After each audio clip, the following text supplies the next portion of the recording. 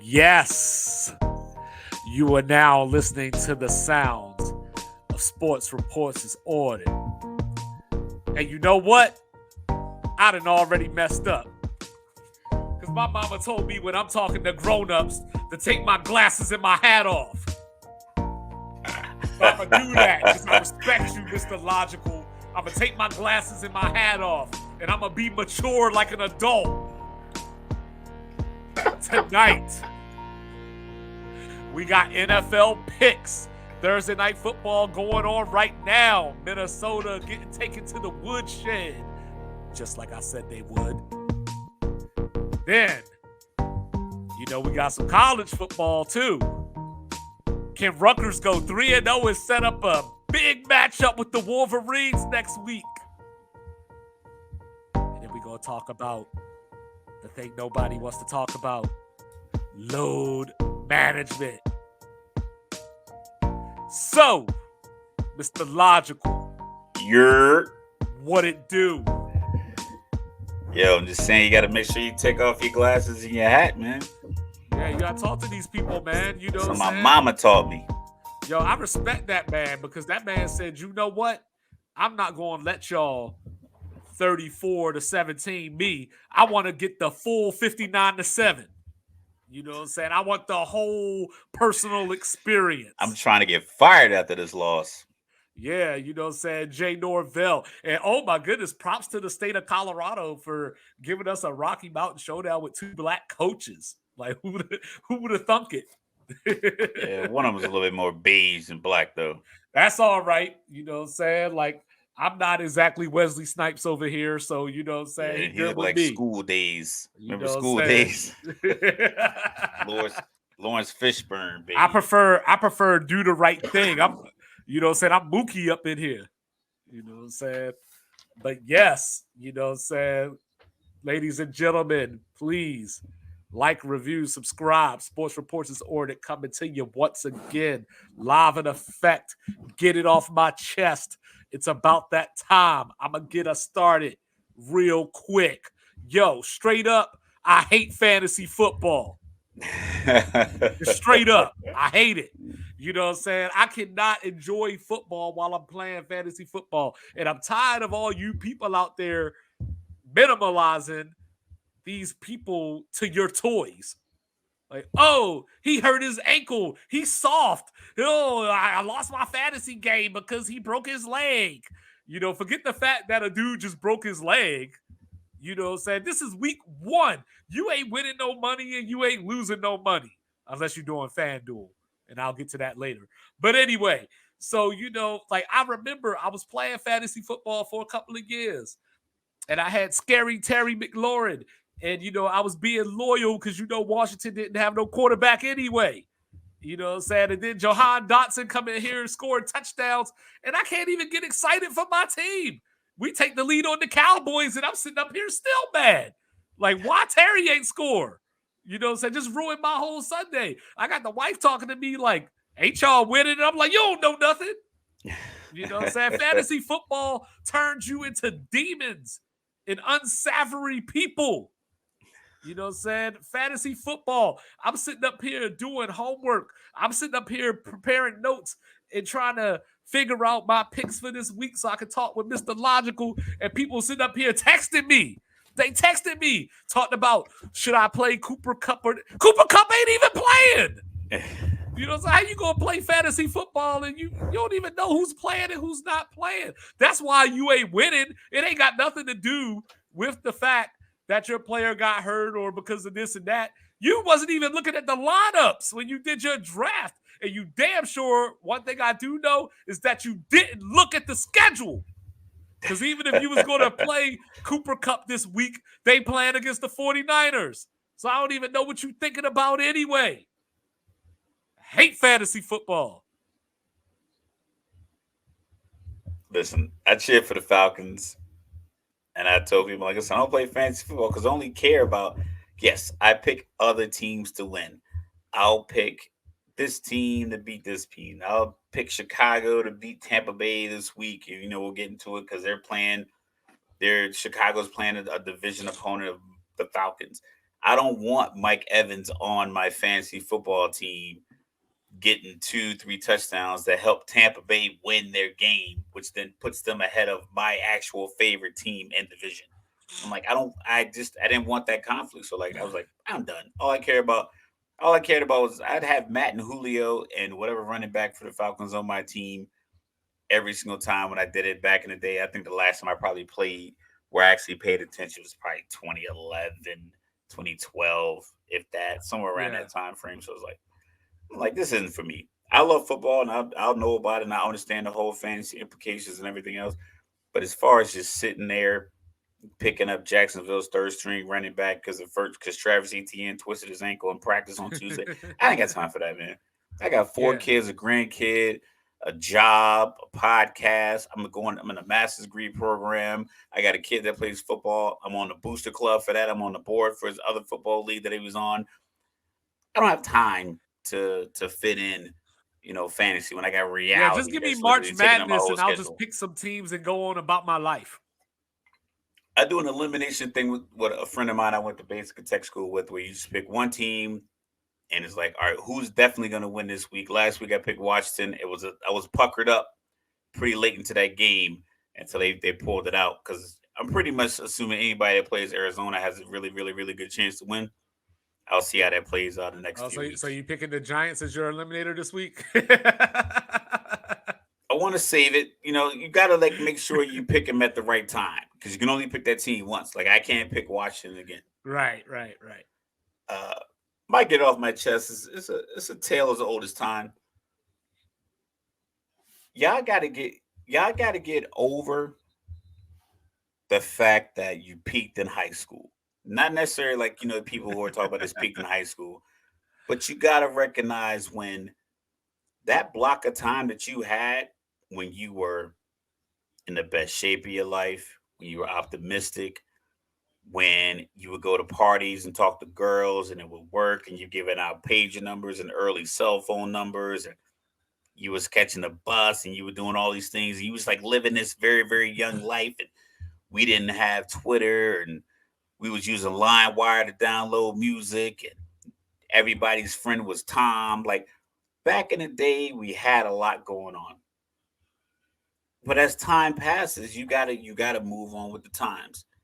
So since the FIBA team that we sent over to the Philippines, didn't medal, now all of a sudden, LeBron's like, listen, I'm in it for the Olympics. So I've been seeing a lot of people in our sports group reposting or sharing or, interjecting their comments on who's got to be on the team. And so far, like just off the top of my head, because just I remember seeing it, they had LeBron, KD, Steph, Dame Lillard, AD, I think Anthony Edwards, Chris Paul. Uh, I think You brought up one thing Dwight that's Howard, right? one like this is the thing. One of them had Embiid, and I don't know if he's an American citizen or if he is a citizen of Cameroon. I'm not sure if he has dual citizenship or what, but he was on one of the little mock-ups. And it's like, and then I saw one that had all those players and then had the white, and I guess the whites tweeted something out saying along the lines is like, if he's on the team, I'm gonna play for Taiwan and I'm gonna give y'all 40 or whatever. And it's like, Hmm. first of all, you can't, because if you can give these NBA players 40, you would have just gone back to Orlando this past offseason and you would have given somebody 40. It's okay to be done. And that's what these NBA fantasy stars that we've had back in the day, these dudes, we're going to get into a low management conversation because they don't want to play the 82 games that pay them between the top superstars get between right now 45 to 55 million dollars between the top upper echelon stars. These guys don't want to play these games back to back, but yet you think they're going to play a whole season, try to compete for a championship, and then go over to Paris and play in the Olympics and try to win gold at 36 years old. Like, cut it out. Stop posting this stuff. It ain't going to happen. LeBron is not bringing the 2007 versions of all of these dudes to Paris. Yeah, he might play. But I guarantee you, if he plays, he's bringing about six dudes, 27 and under. And he's like, listen, I'm going to get these guys over the hump. He's not bringing Dwight Howard. Dwight Howard can just go ahead and play for Taiwan. Even if LeBron goes, he's going to be 40. 40. The man was on the Olympic team in 2004. You want him to play and win gold in 2024? Like, cut it out. Like, at some point, we got to just wrap our heads around the fact that you're going to have to gravitate towards new superstars. You're going to have to like Anthony Edwards. You're going to have to like John Morant and his Dennis Rodman, like off the court antics. You're going to have to like Zion Williamson, who's basically the dark skinned Charles Barkley. You're going to have to like these guys. Like I keep saying, Pablo Banchero, his name's Paulo. I'm gonna have to adjust to these guys like Jalen Green with the painted fingernails and the hair, and the young Houston team. We're gonna have to get on board with them. Steph, 35 years old. It's not many miles left. Yes, these guys are elite athletes, but they're also playing against elite athletes that are 12 years younger than them. It's only so much your brain power can do. Draymond can know anywhere you want to go on the court, but if you extend him to 35 feet and he can't guard you, then all of his knowledge is basically screaming help, help, help, help, help as John Morant's going down the lane to bang on Andrew Wiggins. It's like, let it go. These NBA stars are not going to go out there next summer and try to win gold. They're going to try to win this championship. And then and we're going to get into this load management, the fact that most of them are going to have to play at least 65 games, they're not going to try to play in the Olympic Games, considering if you get to the Western Conference Finals, you're looking at probably another 12 to 16 games, depends on how your first couple of rounds go. These dudes aren't playing. So, like, listen, stop posting it. It's not going to happen. You're going to get the same FIBA team with the same coaches. Maybe just bring in a point guard that can run the offense and a couple of role players that will do the dirty work. Maybe Grayson Allen might punch somebody in the head or something, cause an international incident. But you got to be realistic. Just take the guys off the team that didn't work, replace them with role players, and run it back. You'll be fine. You don't need the 2010 NBA All-Star team and a 2024 Olympic run. Yeah, we're gonna be out here with the fabulous shit. Had that Steph Curry jersey on. They're gonna be talking about the damn it, man. I'm in the throwback so old it'll make you grab my glance. For real, like it's okay. Like, listen, I just turned 42, this week. It feels dope. Like there's a guy that I used to work with. I'm not trying to like bang on him or whatever, but he's a year older than me. Our birthday's the same day. So like normally every year he'll be like, yo, give me my birthday back or whatever. But he's on a trip. He flew down he's like, oh, going down to Miami for the week. He posted a selfie in a car. Beard jet black. Come on, Q. I ain't trying to call you out, but like, come on, man. The beard jet black. Kevin Hart, all of COVID. His hair off, beard, salt and pepper. He do the stand up, hair jet black. Yeah, I went through that phase. But yeah, so we got Philadelphia taking over at the 8, on their own 8, 27-14. Kirk Cousins with 2 touchdowns, just threw a second touchdown pass a few minutes ago. So 27-14 Philadelphia. Jalen Hurts with 2 touchdown runs. Hit Devontae Smith on a long bomb. 2 touchdown thefts he stole from DeAndre Swift. Fantasy football. He's stealing from Swift.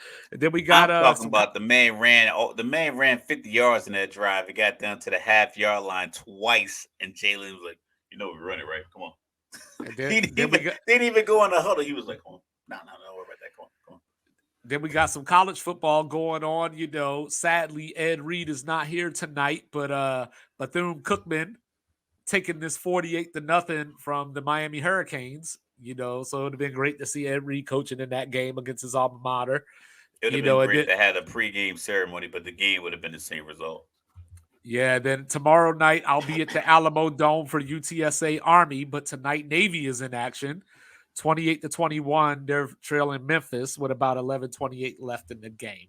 So yeah, let's get right to it. Week 2 is here in the NFL. Week 1 was a little fun, but the offenses were not here. We saw the after effects of everybody not playing in this preseason last week. So now maybe with their feet wet, These teams might look a little bit more like we expected them to. So, Mr. Logical, I'm go listening. get us started. You know what I'm saying? Green Bay and Atlanta. You know what I'm doing. You know what I'm doing. ATL shorty all Yeah, day. 15-2, right? 15-2. You know what I'm going with. You see what we doing over here. You see what we doing over here. Listen, it's not a game, but Okay. realistically, I wasn't. I was not. I was not thrilled with the the offense, the the strategy of what Atlanta was doing. And I get it that certain teams have a certain identity, but I think each piece plays off the other. The same way you and I don't have the same type of personality, it just works. So some things you take the lead on. If we have a legal, like we've talked a couple of legal things, I've taken the lead on that. College football, I'll let you run with that and pick it up so that it's a balance. Right. When I was watching the Falcons, I was like, all right. At one point, Desmond Ritter's, I think his stats, I think I might have texted him to you. He was like 11 for 12 for 53 yards. But he had, and at that point, those 11 completions, I think five had went to Bijan Robinson right at the line of scrimmage. And then I text you, they got a turnover that they're on Carolina's 35-yard line. You got a turnover, young quarterback. He keeps throwing picks. First down, what do you call it? Play action, take the shot. Didn't. They ran it to the right, they ran up the middle, and on 3rd and 6, they ran it to the left and ended up kicking like a long field goal. And that's just like, you can't play the whole season like this. You got to take the shot. Because then I watched the Miami, and Tua has a water pistol arm. Like it's known that he does not have an upper echelon strong arm in the NFL, but yet they're throwing it deep. Not even like throwing like getting a lot of yards off of like drag routes. He's throwing 35-yard deep routes to Jalen Waddle, You Tyreek just got Hill. to It's keep it like in the air long. That's all. All right. you So just here's gotta one for you. So here's throw it one up for you. accurately, I guess. So you brought up Desmond Ritter. So he went 15 of 18. How many yards did he have? He got a big catch at the end of the game. I think it was somewhere in the realm of like 122 yards or something He had like that. 115 yards. 115, yeah. You know what I'm But saying? keep So like I give me said, Green Bay. 40 of that. I think 40 was on one play. I Atlanta will control the line. I think Bijan in space is and mainly the defense. The defense was incredible. No, like I honestly, I've watched a lot of Falcons games and I've seen like, all right, this is where the next team is going to exploit this defense. They were good up front. Calais Campbell was just big up front. Grady Jarrett wasn't required to take on double teams all game long because they had to watch for Calais Campbell. Uh, Arnold Jesse Bates Ebiketie played was making well. plays. Jesse Bates was just playing, and Jesse Bates was allowed to play in the box a little more, mainly because they had a young quarterback that they were playing against. They knew they were going to try to throw it quick. I'm pretty sure Green Bay's philosophy is kind of same because I know Jordan Love went like 15 for 27. So it wasn't like he was slicing the dice up to Chicago's defense. And Chicago's defense didn't really make any additions to make them better than they were last year, whereas Atlanta did. So if Jesse Bates reads his eyes the way that he was reading what's the boy name? Bryce Young, I think they'll be fine. I mean, I'm real surprised in the defense. Like I said, I just mentioned, like some of the additions that they made, the young quarterback play, and being able to confuse Bryce Young, but Jesse Bates played great. Calais Campbell played great. They were tackling great. I don't think, I mean, even on the touchdown drive, excuse me, that Carolina had, it just was properly executed by a good quarterback. He Mhm. just made the right throws. Hayden Hurst, big tight end, wide open. I think he's big target, 6'5", 260. Wants to be a receiving tight end. So he just was open in the flat when they got the touchdown. So because I'm optimistic about the Falcons. I'm just not optimistic about the passing game. I don't know what Arthur Smith. I don't know if he was holding something back, but it still doesn't make any sense to me. Like I said, when you watch Tua or you watch Justin Herbert or you watch Jared Goff, even in this game with Kirk Cousins, you see him taking shots. There was only, I think, one play, and the reason that he got up to 115 yards was a route that he threw to Kyle Pitts, and it wasn't even like a great route combination because I think Drake London was in the area. It's like, yo, Mm-hmm. just get your 6'5" young wide receiver, your 6'5" young tight end matched up properly. So I think he'll be able to do that this week, and if not, you can just run it with Algier and Bijan Robinson, and they'll make enough plays, and they'll probably pick Jordan Love off once, maybe twice, and they'll secure a victory. 24-14, something along those lines. Yeah, I'm not touching anything that has to do with Atlanta putting up 24 points right now. Like, I think that Arthur Smith trusts Desmond Ritter less than I do, and it was surprising that Algier actually had more yardage than B John last week, so that was a shocker. But I think the one thing that would have me hesitant about Green Bay is that I don't think Aaron Jones is going to play. I know he hasn't been practicing this week, but they got AJ Dillon waiting waiting to come in. I think that this game is going to be a 17-13 special, something along those lines. This is going to be like one of those old school, only 2-5 is enjoying this type of defensive game. I just don't know unless they're going to open up the playbook, run that play action. I don't see how Green Bay doesn't just get in the box and lock it down. As good as I think B. John will be, as good as Algier has been, you Because said it. they can't do that because the available talent that Atlanta has. So it's one thing like we'll talk about like a team like Baltimore or New England. New England doesn't really have like that threat, that vertical threat. Atlanta has a couple. So you can't just press the box because Atlanta runs the ball well. So like that's what they do. So like they're a run team.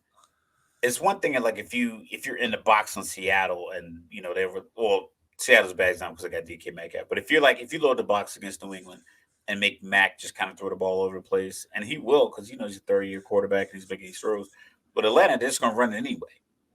Right. And one missed tackle when you got 8 guys in the box is a 14-yard gain. And especially when you have the backs, and that's the thing. Algier runs through arm tackles. So Atlanta doesn't shy away because that's been the philosophy of Arthur Smith for the last 2 years, just run the ball. So like that's why they have Algier. That's why they have Cordero Patterson. That's why they drafted Bijan Robinson. It's like But what's the we point need of a the big vertical back. threat if you're not going to use them? That's what I mean. So I think he might be too cautious, and he should expand it more. But I don't think a loaded box. What's gonna kill them is if Green Bay gets through and they gang tackle and it's like, all right, now it's 2nd and 9 and then incomplete pass on second down. If they get 3rd and long, 3rd and 7 or longer, then Green Bay has a shot. But if they can't stop, if they're going 3.5, 4 yards, 4.5 yards a touch, then I think Atlanta won that game because when Green Bay gets the ball back, they're gonna want to throw because Matt LaFleur is from that coaching tree of McVay and the Shanahan's and everything else. So I think that's where they'll make their mistakes because they gotta keep in mind their guys only starting as realistically starting as this is his inaugural season as a starter. And I don't know how much he learned from Aaron, Mm-hmm. just kind of just being in the room. Aaron had a earn. Aaron had to earn. I mean, Aaron had a earn. Well, like I don't know. I think I like Green Bay's defense against Atlanta's offense, especially if Atlanta's going to play it close to the vest that way. Now, obviously, they could shock the world and open it up a little bit, and that'll render everything that I said, not important. But Green Bay, for example, everybody's making this big deal. Jordan Love had a great game or a good game. He was pretty efficient. He threw 27 passes, But Green Bay ran it 33 times last week. So if Green Bay has more of that ingredient, Chicago's I think. defense is Swiss cheese, though. I think you and I can get like 14 to 18 yards Well, I right don't know now what Atlanta's on the defense. Green Bay's I don't defense. know what Atlanta's defense is. It looked good. It has good players, but you said it yourself. They were playing against a rookie quarterback in his first game. Like The tackling was good. Like if you no, I think mean about it it, G, was, like but I mean, but also the tackles were available because there was only so much that Carolina Bryce, was going to do. yeah, yeah, they don't have like a real like vertical threat or anything like that. But I think they game tackle well. Like I said, I watched them and I've seen different times where they're just out of position. It's like no one should be that wide open. Even I don't care what the age of the quarterback, because Tyler Heineke diced them last year. Third and long, third and 16, third and 12. These situations where people shouldn't just be wide open, and it was Right, happening all of the last 2 or 3 years. right. Week one, granted, I don't want to be like Holy crap! prisoner moment. Philly with 35 minutes of time of possession, Minnesota 13. Yeah, that's a stomping. Yeah, Uh, there's your drop pass. But yeah, like I just don't know what to take away. I expect Atlanta's defense to be good. We both talked about how we like the moves that they made this offseason. I just don't know if using last week's result against Carolina is the best way to just accept that Atlanta's defense is elite. like I said, I try to take the rookie quarterback aspect out of it. Granted, like I don't want to sound like speaking like a fan, but I thought the way they controlled the line of scrimmage, that's nothing to do with the quarterback. Right, right, right, right. The way they control the line of scrimmage, because Atlanta has they don't have like a couple of their linebackers have elite speed, Uh-huh. but they don't have like a Roquan Smith kind of linebacker. Troy Anderson is very good out of Montana State. I think he ran a 4.40 in the combine last year. And he came in as a rookie. Outstanding linebacker, but he's still learning where he is. Bud Dupree's an older player. I just think that the way they impacted the line of scrimmage with the defensive tackles, Ebiketie, Carter, and they were like rotating guys in because they were able to do that, because they were able to put Carolina in 3rd and 11, 3rd and 7. They could bring fresh bodies in versus being caught in a hurry up with a no huddle because they're just constantly giving up these dink and dunks. So I Right. think that's the part. Like I said with Green Bay, he went 15 for 27 against a pretty mediocre defense. We'll see. We'll see if that tutelage he He got from did, but Aaron I think Rodgers does him any good. but I think for me, Shout out to Utah State though.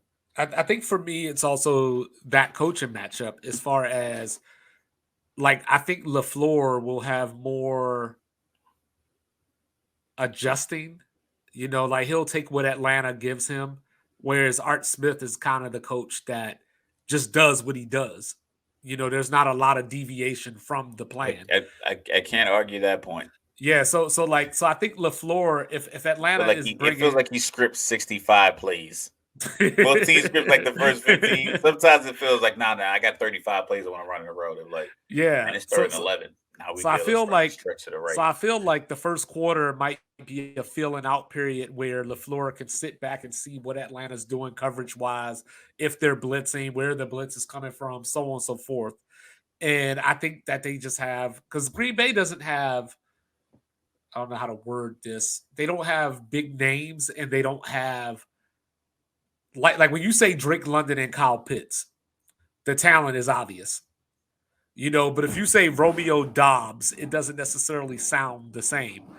But he's good for his role, and of course, Yeah. it would be nice to have Christian Watson there. I don't think he's going to play this weekend either, which will be a big blow to Green Bay if he doesn't play, but he hasn't practiced Man, either. Green Bay about to get tossed. I got a You double know, digit win for Atlanta. no, I got We Green calling it. Bay. I got Green Bay double How digits. they gonna win without their best running back, a quarterback that just went 15 for 27 against Chicago? Because They that's gonna how just come. They little just gonna fly down. They gonna just fly down that's to how Atlanta. That's how They're gonna little be just like Atlanta. the NFC Championship That's game. how little Atlanta trusts Desmond Ritter. That's why. You know what I mean? Like you can't run he was the. accurate. He was You can't run the. 12-15. You can't. No, but you can't like 85%. every week is not going to work to run the ball. You know, or I mean to throw What do the you think ball. Marcus 18 Mariota's times. numbers were last year? Well, That's Marcus what Mariota sucks. So like they you went know what I and mean? they Like, ran the ball just as effectively. They ran the ball the yeah, same way. Like and I what was said, that record you again? nailed it. 7-10. You know what I'm 7 saying?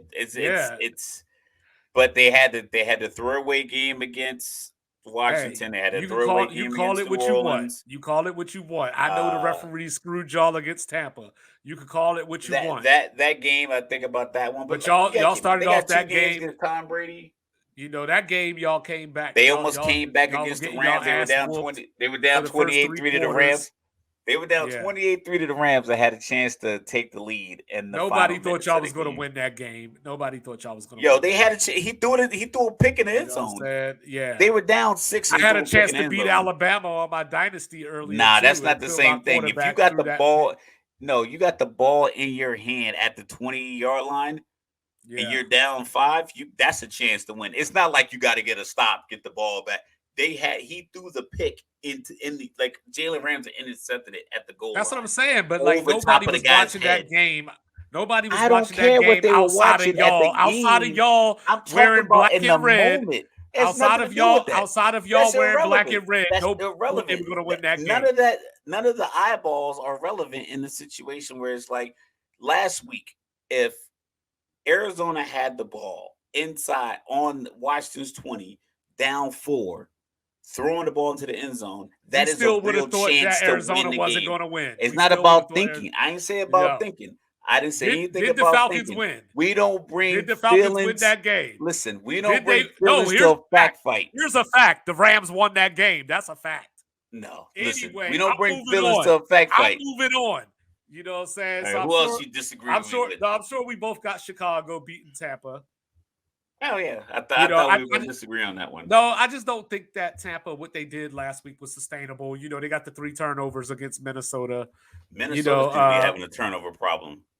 Yeah, they had 4 starting the third quarter in this game. You know, but so that's 7 in 2 weeks. You know, and you know, Tampa, like I told you, remember last week what I said was I felt that game was going to be closer than people thought. I still thought Minnesota was going to win, but I thought it was going to be closer than people thought. I thought Tampa's defense was going to play a little better than people thought. This week, I don't think their defense is going to play that well. I think because Chicago has to make a priority now because DJ Moore was only targeted twice against Green Bay. So man, you got to get him the first play. What's up with Claypool? I think he's just I think he's just a bad. I'm not trying to be. I think he's just not a good teammate. No, I saw something though. I thought I read something about him, like he got benched or something, and like basically like from what I was reading earlier, like don't be shocked if you see him out of there by the trade deadline. But he's remember that the 4th down when it was like clock was running against Minnesota and he's playing for Pittsburgh and he's celebrating. Yeah. Some people just don't have it, man.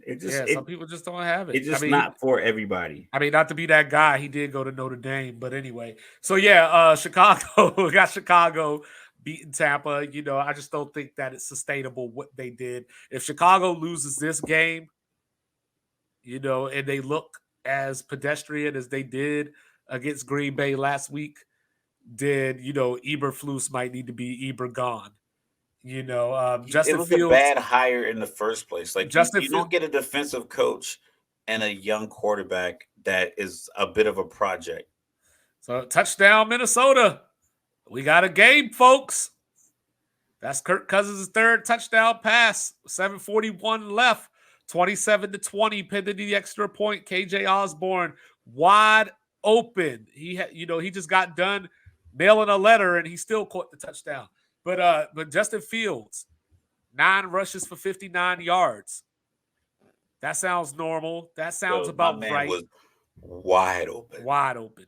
That sounds like about 15 right. 15 yards open. But the problem is the actual running backs for Chicago combined for 3.2 yards a carry. So, so let's start there. If you want to get Justin Fields, to throw the ball, the run game's got to help.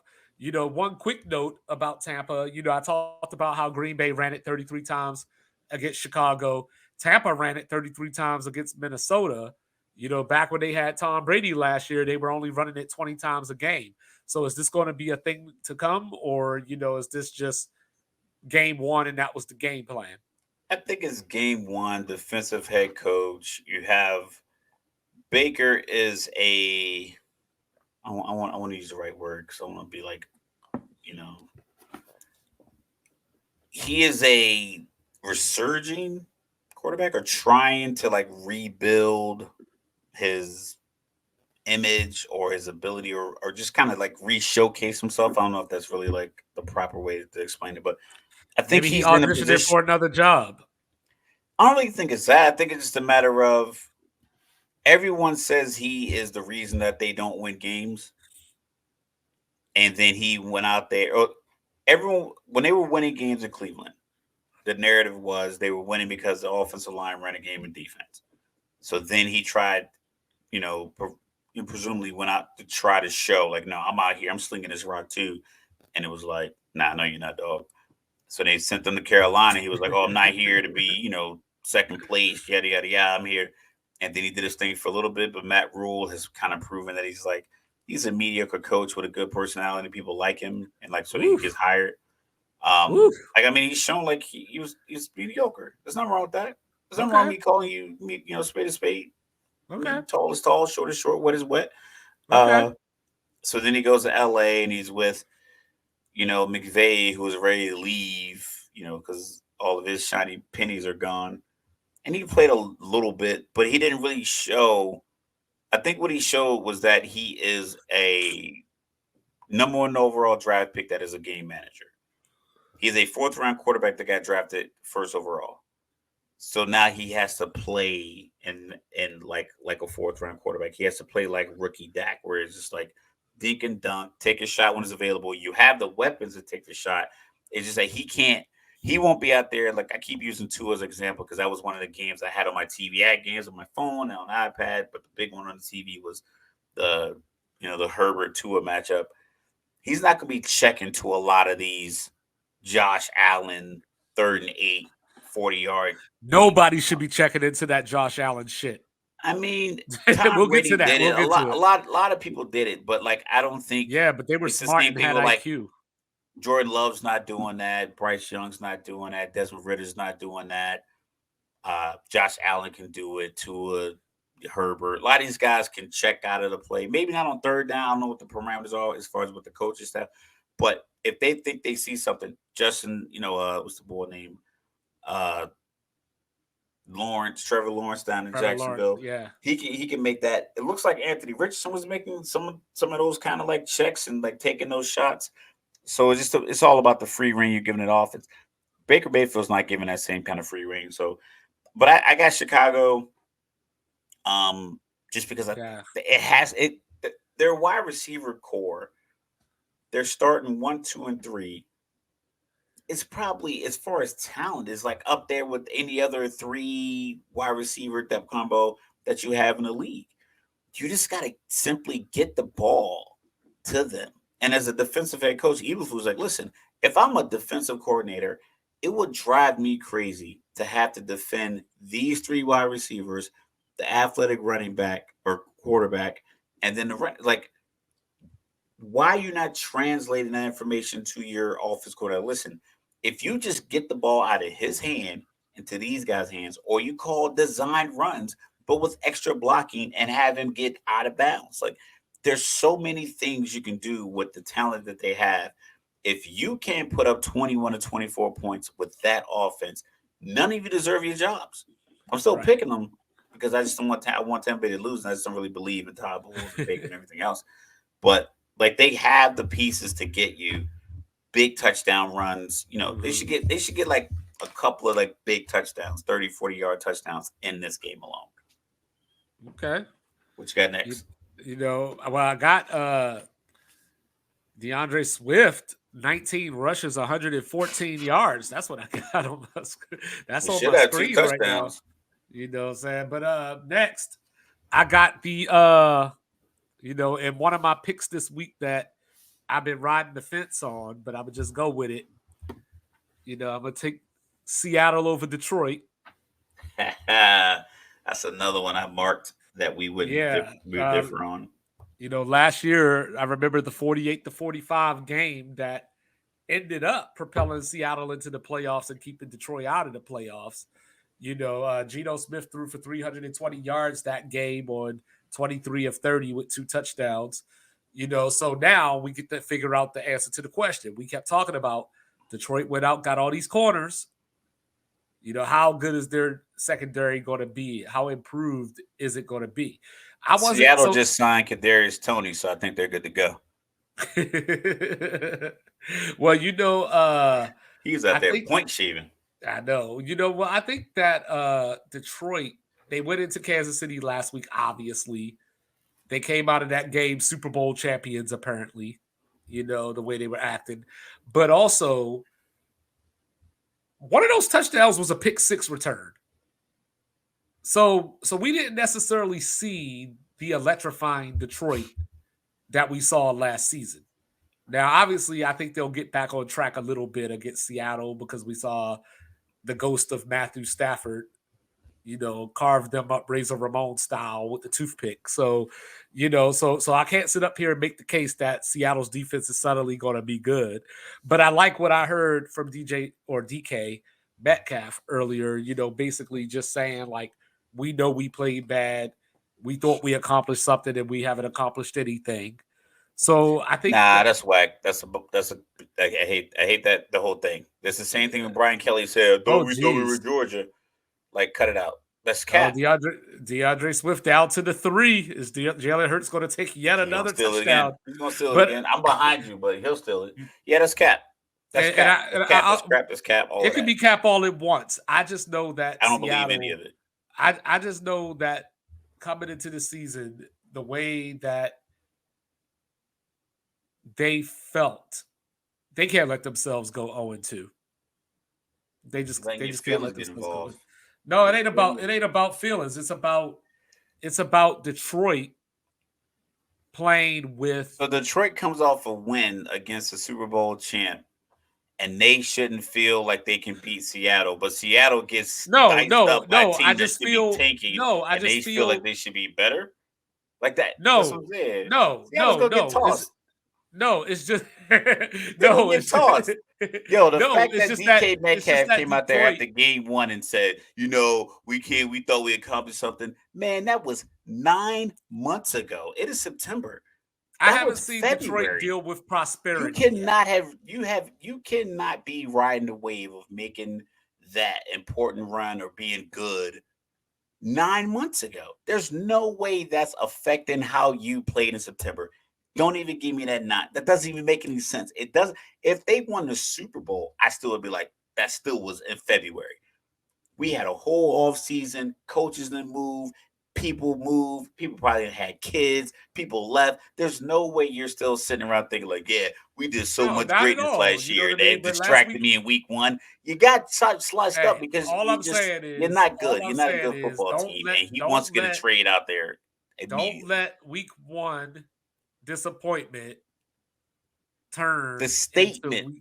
The statement is a thing that is like that. That's the cop-out statement. It's like, what were you thinking about? Were you really thinking about your 9-8 season last year as a reason not to be mentally prepared? There's DeAndre Swift with the touchdown. He let him get one. Yeah, he let him get one. No, but like, you know what I mean? Like, it was. I'm not saying he didn't play well. I just think that whole statement is just. I think it's just okay. That's fair. A poppycock. What is it? Poppy. Well, that's fair. I'm picking Seattle. So what? I'm picking Detroit. I just think it's just better. Sue me. You know what I'm saying? Buffalo over the Raiders. Yeah, we agree there. You know what I'm saying? He's still gonna throw a bomb on 3rd and 2. Yeah. So my man, come on. So I haven't been watching. Dog. So riddle me. Indulge me for a second. All right. I haven't been watching these shows You know what I mean? Has anybody been talking about Josh Allen? Did he be getting the criticism this week? Uh the thing is, I know Nick Wright criticizes him just because he's a Kansas City Nick fan, but Nick Wright criticizes him because he was kind of on the same wavelength that I was on in our conversations that we were having before last season. Like, listen, there's no there's no evidence to support why, like, the grilled cheese sandwich is a simple sandwich. It's a great sandwich. It could probably win most sandwich like contests. Peanut butter jelly is probably up there as well. Someone coming through with like roast beef, turkey, tomato, and horseradish is like, yeah, that might be a good sandwich for you. But there's no way you're gonna put it in a competition and have it second or third or second first or second above peanut butter and jelly or grilled cheese. It's like man, that's I'm too old for grilled cheese sandwiches. Get out of here with that. listen, you never too old. Dipping a little tomato I ain't sauce, ate a grilled little cheese tomato since like juice. '89. Listen, You know what I'm saying? trust me. If you could make you made one tonight, it'll taste like 1989. But so it's like Hey, that. That's the argument that Nick Wright made. It's like, listen, you can't. no, Like, I Nick get that Wright he's a is a good Kansas quarterback. City. No, Nick Wright is a Nah, Kansas like City Chief he'll fan he'll who got no upset that people that picked what that. Buffalo to beat Kansas City. But it And never happened, and that's what no, he was saying. I know, His but argument was post Kansas City winning. It wasn't like pre. He's like, how was it that Buffalo was getting all this hype after they haven't beaten a team that keeps beating them? It's like if I keep beating you in a fist fight, man, how in we the beat them pre-fight once. they had beat them a couple times, and they had beat Yeah, them but just like beating as them in the far as that playoffs. goes, they beat them in the But they had playoffs, just and they had beat then them in the Buffalo playoffs. It was a came back disappointing loss. and It then was a Buffalo came disappointing back loss. and No, beat no, them the no. next time they This was the played. beginning. This was the beginning of the last season. This is where his real Josh Allen kind of like, I don't say disdain, but like he starts breaking it down a little bit more with the fumbles, the turnovers. Now that they mentioned that he has like 19 turnovers in the last 17 games or He something like that. does. So some He crazy does. number. So 8 games ago, Nick Wright was like, yo, his last 9 games, he's had this many turnovers. But like, oh, he's still a good quarterback. So then it'll go like 4 more games, and the MVP standings came out. He was like, yo, this guy's last 12 games. So it looks like he just was harping on him. But he was like, if you're trying to put him in the MVP race, you can't just be like, oh, you can't ignore the fact that he Well, it's turns the not ball over necessarily. I don't see at it the as same rate harping. as Daniel Jones. I don't see it as harping. They just only talk about the same 5 teams all the time. So it just sounds like they're harping But they because never they're and talking they about the talk same about thing. Josh Allen, but he's like, you guys, they had Josh Allen in the super they had the Bills in the Super Bowl, but no one Yeah. talks about the fact that he turns the ball over at the same rate as Daniel Jones. And Now they that's go. that so Nick Wright does he is a homer 100%. So it does sometimes it's kind of hard. You got to take it with a grain of salt. But when you look at it, when you look at the numbers, it's like he does, and his turnovers do cost his team games, or it had Miami in the game in the playoffs when they shouldn't have been with a third string quarterback because the Mhm. way he plays. And the same thing is like the same stuff we were saying in the offseason. Like, yo, just give the ball to a running back and have them run that sweep. It's the same blocking action. It's the same direction. Just give the ball to one of your 3 running backs and stop putting your quarterback in harm's way. He was taking Yeah. so many shots on Monday Well, with he one of about the to. top 5 defenses in the league. Well, with the Raiders coming in, he going Hulk smash this weekend. You know. So another game that I'm on the fence about, and I'm only on the fence because of the availability of one of the players. So I'm gonna just say it like this: No Austin Eckler. I'm taking Tennessee. If Austin Eckler plays, I'm taking the Chargers. I got the Chargers. That's another game I had marked that I just don't Yeah. trust Tennessee because is I don't think they're a cohesive unit. Well, the one I thing I think that's don't going to like, be their problem all year long. I just you, think it's going to be the whole like Aaron Rodgers in Green Bay, like not coming back. Down 10 points, down 3, down 4. Like I just don't see them being able to kind of rally around each other for the greater good. I just think that it's going to be a situation where someone's going to give up a long play on third down, a holding call offensively, defensively, a Tannehill turnover, Tannehill being worried about being benched, people clamoring for what's the boy name? Malik Willis or No, Will no, no. Levis. Will Levis over Malik Willis, which then I think will in turn maybe cause Malik Willis to feel a type of way. And so I just think that the problems that come along with Tennessee are only going to be resolved by winning. and I don't know if they have the personnel to simply win games to cover up the like I've seen mock drafts that have them drafting another quarterback next year. Granted, Who I know that's just a mock draft, but like is 3 years in a row you're taking quarterbacks, and then you have a guy you don't like and you keep him. You know, who do I you just feel know? that's just a bad setup for that team. Who do you know that defends Mike Vrabel more than I do? And who? I don't think anybody does because I don't think anybody believes he's the problem. Oh, yeah. Well, I defend him. I big him up, because I feel like he's going to be a casualty because of a dumbass owner and a bad GM. Well, I guess they got rid of the GM, but anyway. So last week, Mike Vrabel tried to piss away all the good merit that I give him because it was 4th and 6 with 2:17 left at the New Orleans 11, down 4, and he kicks the field goal. And then they lost by 1. Look, I get it. Trust your defense, all that good stuff. I How get many it. timeouts did they have? I think they had 2 at the time. So that means you But get the 2 minute warning. yeah, I'm going for the touchdown there because that's what it's I'm week one. saying. That's what Because I'm it's week saying. one. That's what Because I'm it's week saying. Like one. they had no reason to The lose that third the game. third down play call should have been set up to get it to 4th and 2 or 3 to make They it went easier. they went to the House of Horrors and had a chance to get out of there with a victory. But that's the And thing. If if he had faith in Tannehill, that's a conversation like Lamar Jackson and John Harbaugh. They don't even meet on the sideline. They'll get to the hash mark. He's like, Lamar, you want to go? Okay. And he puts the headset down and lets the offensive coordinator call whatever play is. It happens every time. Josh Allen has that same cachet. Justin Herbert, even though we don't like that this happens, Jalen Hurts and Nick Sirianni, obviously Pat and Andy Reid. Just certain teams just have it like where because if you think about it, if you go for it there and you don't get it, they're inside their own 15-yard line. Maybe they're conservative. They probably won't throw any like out routes, anything that can kind of get picked off. They probably run it 3 times up yeah, the you'll get middle, another burn chance your anyway. timeouts. But so they just granted, yeah, David Carr then ended up taking a shot down the field anyway, which was exactly what you should have done. Which I think New Orleans is kind of like, oh, we got this new guy in here. It's week one. So I make these faces because I'm behind you. I'm trying to watch the game, focus.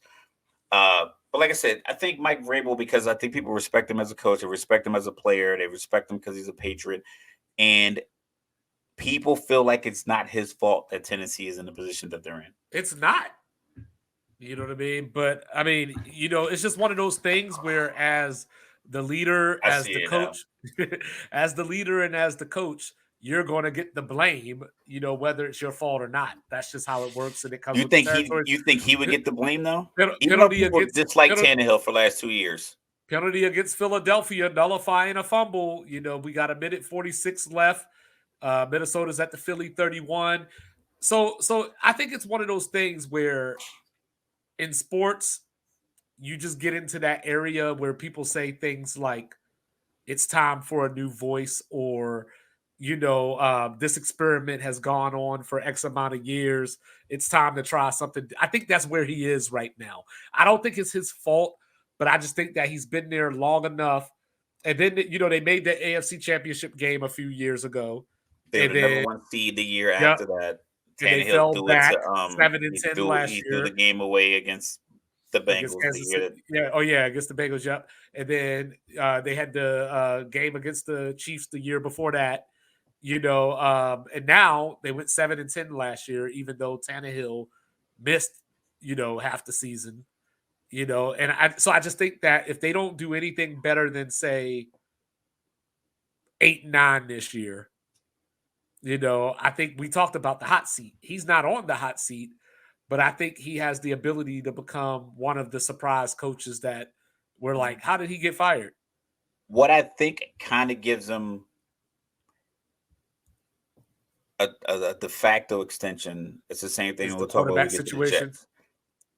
When Aaron Rodgers went down and asked me what I thought Robert Saleh was thinking, and I was like, he was thinking I got one more year.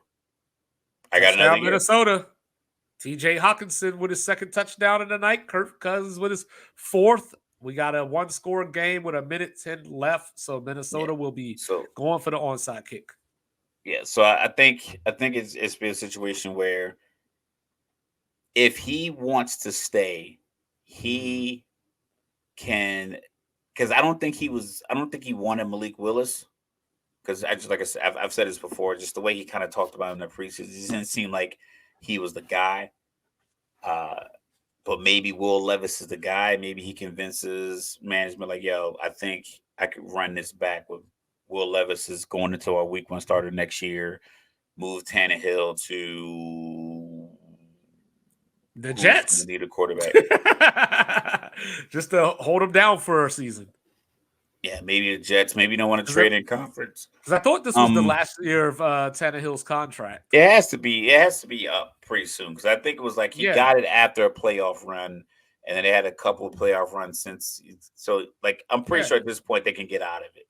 Yeah, send them to the Jets. See if you can make whipped cream out of shit, and just go from there. Yeah. Like I said, I got the Chargers. I have faith in the Chargers. I mean, they did put up a lot of points. It's just that they didn't adjust to the late Miami blitz. Yeah, and also, drive. Mr. Staley, Mr. Defensive guy, still waiting for it. He go ahead and he can scratch that off his resume. Like, don't submit that with your next one. I'm taking CJ Stroud over Anthony Richardson. I got Indianapolis in that game. Okay. I have no reason. I think that Richardson just looked more confident throwing the ball. Well, I think that Stroud looked good. I just think that he was playing against a better team. Yeah, and honestly, I just went with the home team.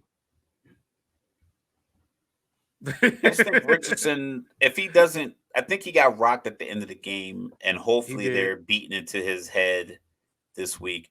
Hey, yeah, this is why you don't do that. Yeah, this is why we give it to the tight ends, and like this is why when we call these rollouts, just roll your ass all the way to the sideline and get to the pylon or get out of bounds. Like, stop taking these hits from Alua Khan and all these African linebackers that Jacksonville's putting out there. Yes, I chose the home team, and I also chose D'Amico Ryans not letting a rookie quarterback destroy his defense. Those were my two reasons. I just think I think he's going to take the shots. I think he's just going to take the deeper shots. And we know how this is a pass. Well, I'm gonna be watching that game. I'm gonna be watching that game like it's one of the games of the week. Like I said, I might have 3 or 4 games on again next week. I might have one on TV. I might have to use my laptop this time just for a bigger screen. But yeah, I had a bunch of games on. The Houston-Baltimore game I had on. CJ Stroud looked comfortable. I mean, he didn't look uncomfortable in the pocket. I think, like I said, another rookie, Bryce Young, he looked comfortable. Anthony Richardson looked comfortable. I think he had pedestrian numbers. I think it was like 23 for 37, 24 for 37, something like that. I also think that Stroud has a little bit more around him. Like he has Robert and he's more polished. And he's polished. Mechie. I like Tank Dell. The Colts have Pittman, but Jonathan Taylor's still out. So Zach Moss is back this week, so he's probably going to start. Go Utes. All that good stuff. But I'm gonna be checking it out, and I'm gonna be checking out the Bengals beating the Ravens. Oh, word. I swear, man, it's like I picked that game as a game me and you wouldn't agree on. No, I picked the Ravens to win the division, but you know what I mean? But I think it's gonna take the Ravens a few weeks to because we gotta remember Lamar has missed the last 5 games, the last 2 seasons. He's got new receivers. J.K. Dobbins is out yet again for the season. So I think it's going to take Baltimore a few weeks to. I don't know how you how do you come back? Like, how do you that's your livelihood, your knees and they already not trying to pay y'all. And not trying to pay him is like, that's tough, man. Like, my son plays running back. At some point, I'm gonna switch him to defensive end, but it's cool now when you're 14. But when you're 18. Yeah, I play outside linebacker. I'm trying to get that $27 million a year by the time we get drafted 2031. Yeah. The rookie Well, so sale. how about Vikings I and got Chargers next week? That should be I like good. Baltimore against Cincinnati. I think Cincinnati's performance against Cleveland last week. I think the Miles Garrett crossover move in the middle just kind of shows that the Cincinnati offensive line coaching or Well, talent is just. I know Miles Garrett is upper echelon defensive end, but he was coming up the A gap. Like two of you could have got a hand on him, and neither one of them did, and he got to Joe Burrow. And he was standing up doing a yeah, crossover move. Like how disrespectful is that? This dude is literally standing up, crossing the ball over like this, like literally doing a crossover move. You ever see the highlights yet? yeah, yeah. Doing the I watched the crossover whole move, game. Yeah, yeah. I watched that whole and game. then does it, and then gets through. It's like he beat the center and the guard. It's like, all right, you guys And haven't remedied that at all. I'm Philly's running taking the clock. Baltimore. Philly's running the clock. We got about 32 seconds left. Minnesota or Philly should be punting with about 14 or 15 seconds left. Unless they're going to go for it. Looks like they're actually going to go for it here. Maybe they're trying to get them off sides. It's 4th and 5. They're at the 49. Call it the 48. All right, they're taking the delay of game now. 13 seconds left. But Trying to yeah, punt so for a so touchdown 2 weeks in a row. Let's well, have it. you know, like I talked about it the other day. Like Joe Burrow came out last year, week 1 against Pittsburgh with the 5 interceptions. So for whatever reason, he just starts the season slow. He sat out the Why they preseason. keep starting their season off against division opponents? Like who I hates don't know. Cincinnati? I know, Two but weeks in a row. with the calf issue, like maybe he just had to get in rhythm. 82 yards. He'll be back this week. I think I he's the just type don't of know what he can like unless he scraps that entire game against Cleveland and chalks it up to just weather and comes uh, back out and plays well, the better. media is definitely making that excuse For from what I've yeah, been hearing. because Yeah. I like Joe Burrow. I like Joe I Burrow think too. Joe cool. I think he's a second coming of some legendary Move quarterbacks over Joe Montana. This is the real Joe like cool. like a Montana. I like the cigar. I like his relationship he has with his teammates. So I think Except he's for probably not like taking legit. the except for he took too much money for T. Higgins to get paid. I like listen. They got capologists and economists and all these guys. They can figure out how to handle that. But you better Yeah. get them paid, or you better trade them and get some pieces in. Yeah, I'm taking But the I'm just gonna take Baltimore. Just 'cause I just think Baltimore they just keep it so simple that people want it to be extravagant. People want it to look like the 2000 Ravens on defense. The people want it to look like the Joe Flacco airing the ball out to Jacoby Jones in 2012-13, that Super Bowl run. But every single year, no matter who's on the team, their front seven's always tough, and their defensive backfield either excessively hard hitters or just Mhm. exceptional in coverage, no matter who they put back there and tackle. Yep. So So 7 seconds left. Minnesota's gonna have to go for Brook here. I got San Francisco over the Rams. I I like saw that. Tutu Atwell and Puka Nakua. Both had 119 receiving yards against Seattle. I think the Rams came out last week um, against a division opponent, played very well. I think this week we see the Rams that we expected to see. That they're I just think not San very Francisco good. just takes away. They're just so good at taking away anything you do well at Right. all levels. They.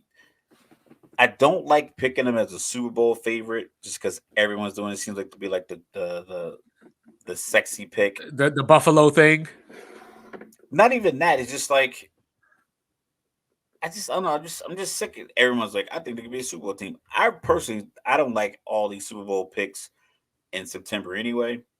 But San Francisco week to week just looks like a team that can make you frustrated that your play calling is Right. not working Right. because the way they can affect you from their front four to the front seven to the defensive backfield, like just the same way the Ravens have for years.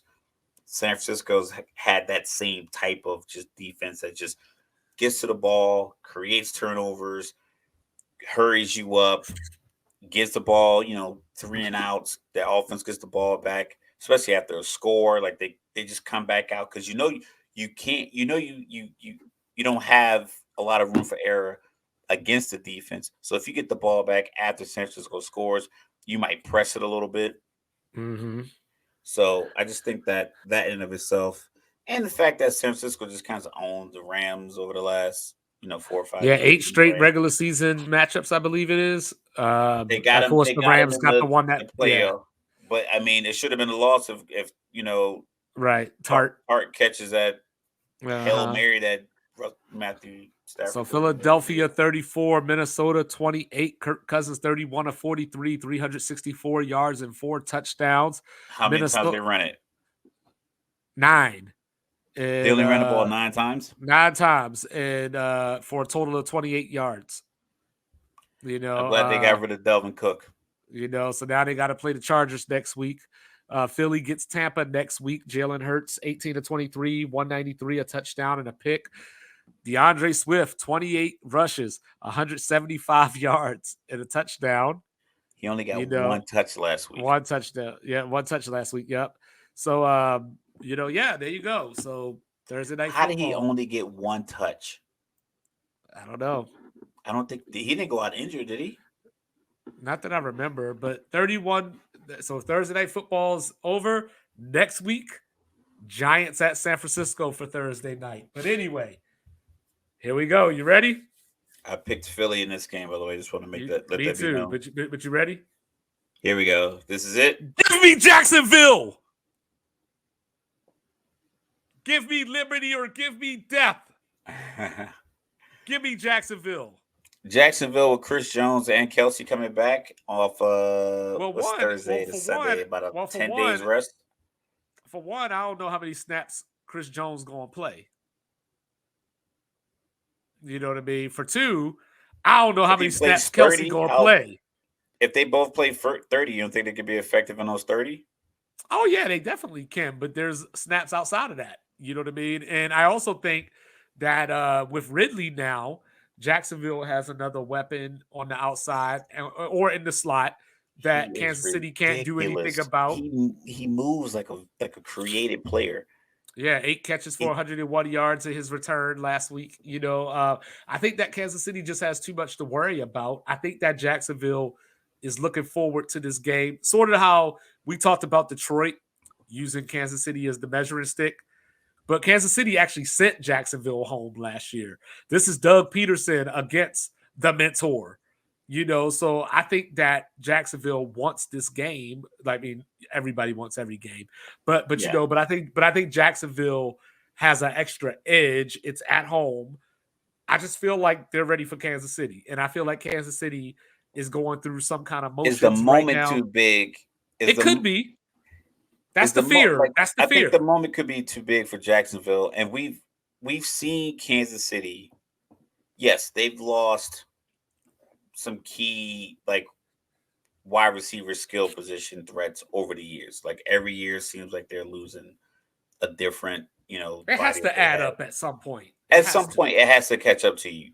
But I would buy into that more if the quarterback got those weapons late into his prime.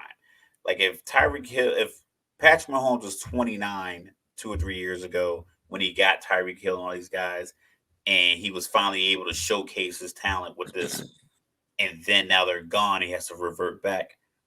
He's been playing with all these guys for years, and their wide receiver core wasn't really that deep and or impressive last year, and they won the Super Bowl. He won the MVP.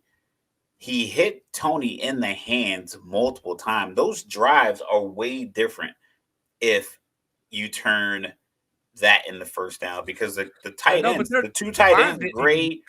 Their line didn't look good. It doesn't look good if you're moving the ball, you can affect defense. You go no huddle, you can go hurry up, and now you're concerned.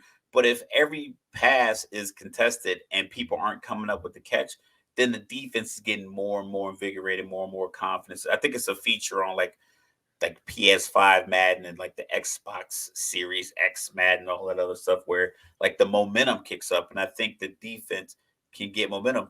You can get Tony catches that pass in that final drive in the middle of the field.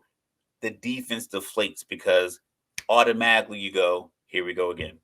Mm-hmm. I've seen Patrick Mahomes do this to other teams. I've seen him do it in the big games. I've seen him do it here in this building in the playoffs. I've seen him do it in the Super Bowl. He's about to do it to us. So now Tony catches it. Now his confidence is up. So I think granted, it's a lot of ifs and a lot of feelings. So I just game of don't see inches. Kansas. Yeah, I just don't see Kansas City feeling like dejected. I think Kelsey No. coming back, Jones coming back. The only reason I And you wanted to talked pick about the Kansas Detroit City, defense.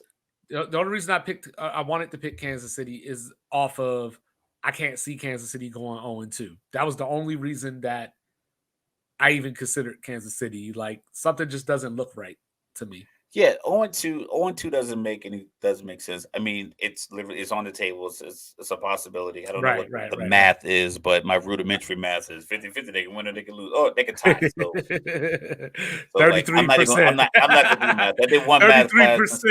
33% chance, so we can spread it out evenly. I just like I said, just Jacksonville. They're a good team. They're up and coming. But Indianapolis was moving up and down the field on them. Indianapolis had a late lead. Mm-hmm. You had the fumbles. They weren't blocking well up front. Buckner was coming through clean a lot. So if Jones is ready and he's in condition, or he was working out with some other kind of conditioning coach somewhere out in Missouri on the river or whatever he was doing out in the Ozarks and getting ready for the game, then I think he'll have a major impact. Bolton, the linebacker, had 189 tackles last season, so he's literally everywhere. You know, so Sports Reports is ordered. Like whenever we get guests one day, like he need to be in the one of the first 10 guests that we have. Yeah, he literally I still think that second fumble in the Super Bowl was a fumble, and he should have had 2 scooping scores. But that should have been Super Bowl MVP. But you can't mess with Mahomes' legacy. The script calls. No. If you got that second scooping score, he's MVP. Oh, I don't care what Mahomes does. No, that's what I was saying. That's why they couldn't do the call. Like they had to. They reversed it. They were like, oh, yeah. That was the script. That was the script. You know what I mean?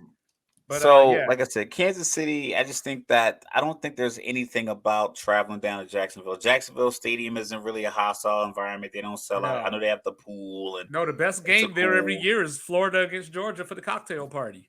Yeah, so that we're not allowed to call the cocktail party anymore. So I got Kansas City in that game. Give me the Giants over the Cardinals. Give me everybody in the league over the Cardinals. Give me Dallas over the Jets, even though this sounds like the kind of game Dallas would lose. I just think their defense, because they rely on they rely on the front seven. I mean, they were beating poor. Daniel Jones is like 6'5", 235 pounds. Think about a friend that you have that's like 6 feet tall, 6'1", 6'2", and put him in the NFL body. Like, that's a big dude. They were tossing him around. Every chance they got, they just were just destroying him. Yeah. 7 sacks. And a couple got called back because of penalties, but so he's a big dude. They were just slamming. No one sacked Roethlisberger 7 times, and that's how big Roethlisberger was. And they were just tossing Daniel Jones around. Think about this. Zach Wilson's. Yeah, that's what I was about to say. They just did what they did to Daniel Jones, and then we're like, oh man, Dallas played the game of the year. There's no way their defense can look like that again. Oh, they got Zach Wilson. Now they got Zach Wilson. And I think Zach just makes weird throws. He just makes ill-timed. One throw he threw, it was like there was a Bills defender here. His wide receiver was here with the Bills defender on this. So it was like your guy is sandwiched between two, and he threw it straight. Yeah. And it got deflected. But I was like, yo, who were you throwing that to? And it was right in front of him. It wasn't like out. It was like He was like looking straight. Defender was here, and he was like, "I get that in," and he threw it. It's like he's gonna do that. He's gonna do that, and Gilmore's gonna pick one off. Diggs is going to pick one Diggs off. gonna pick one off for what they did Parsons to his might take his brother. shoulder off. Parsons gonna get a strip sack. It's DeMarcus Lawrence is gonna get a sack. Yeah, it's gonna going to be be. ugly.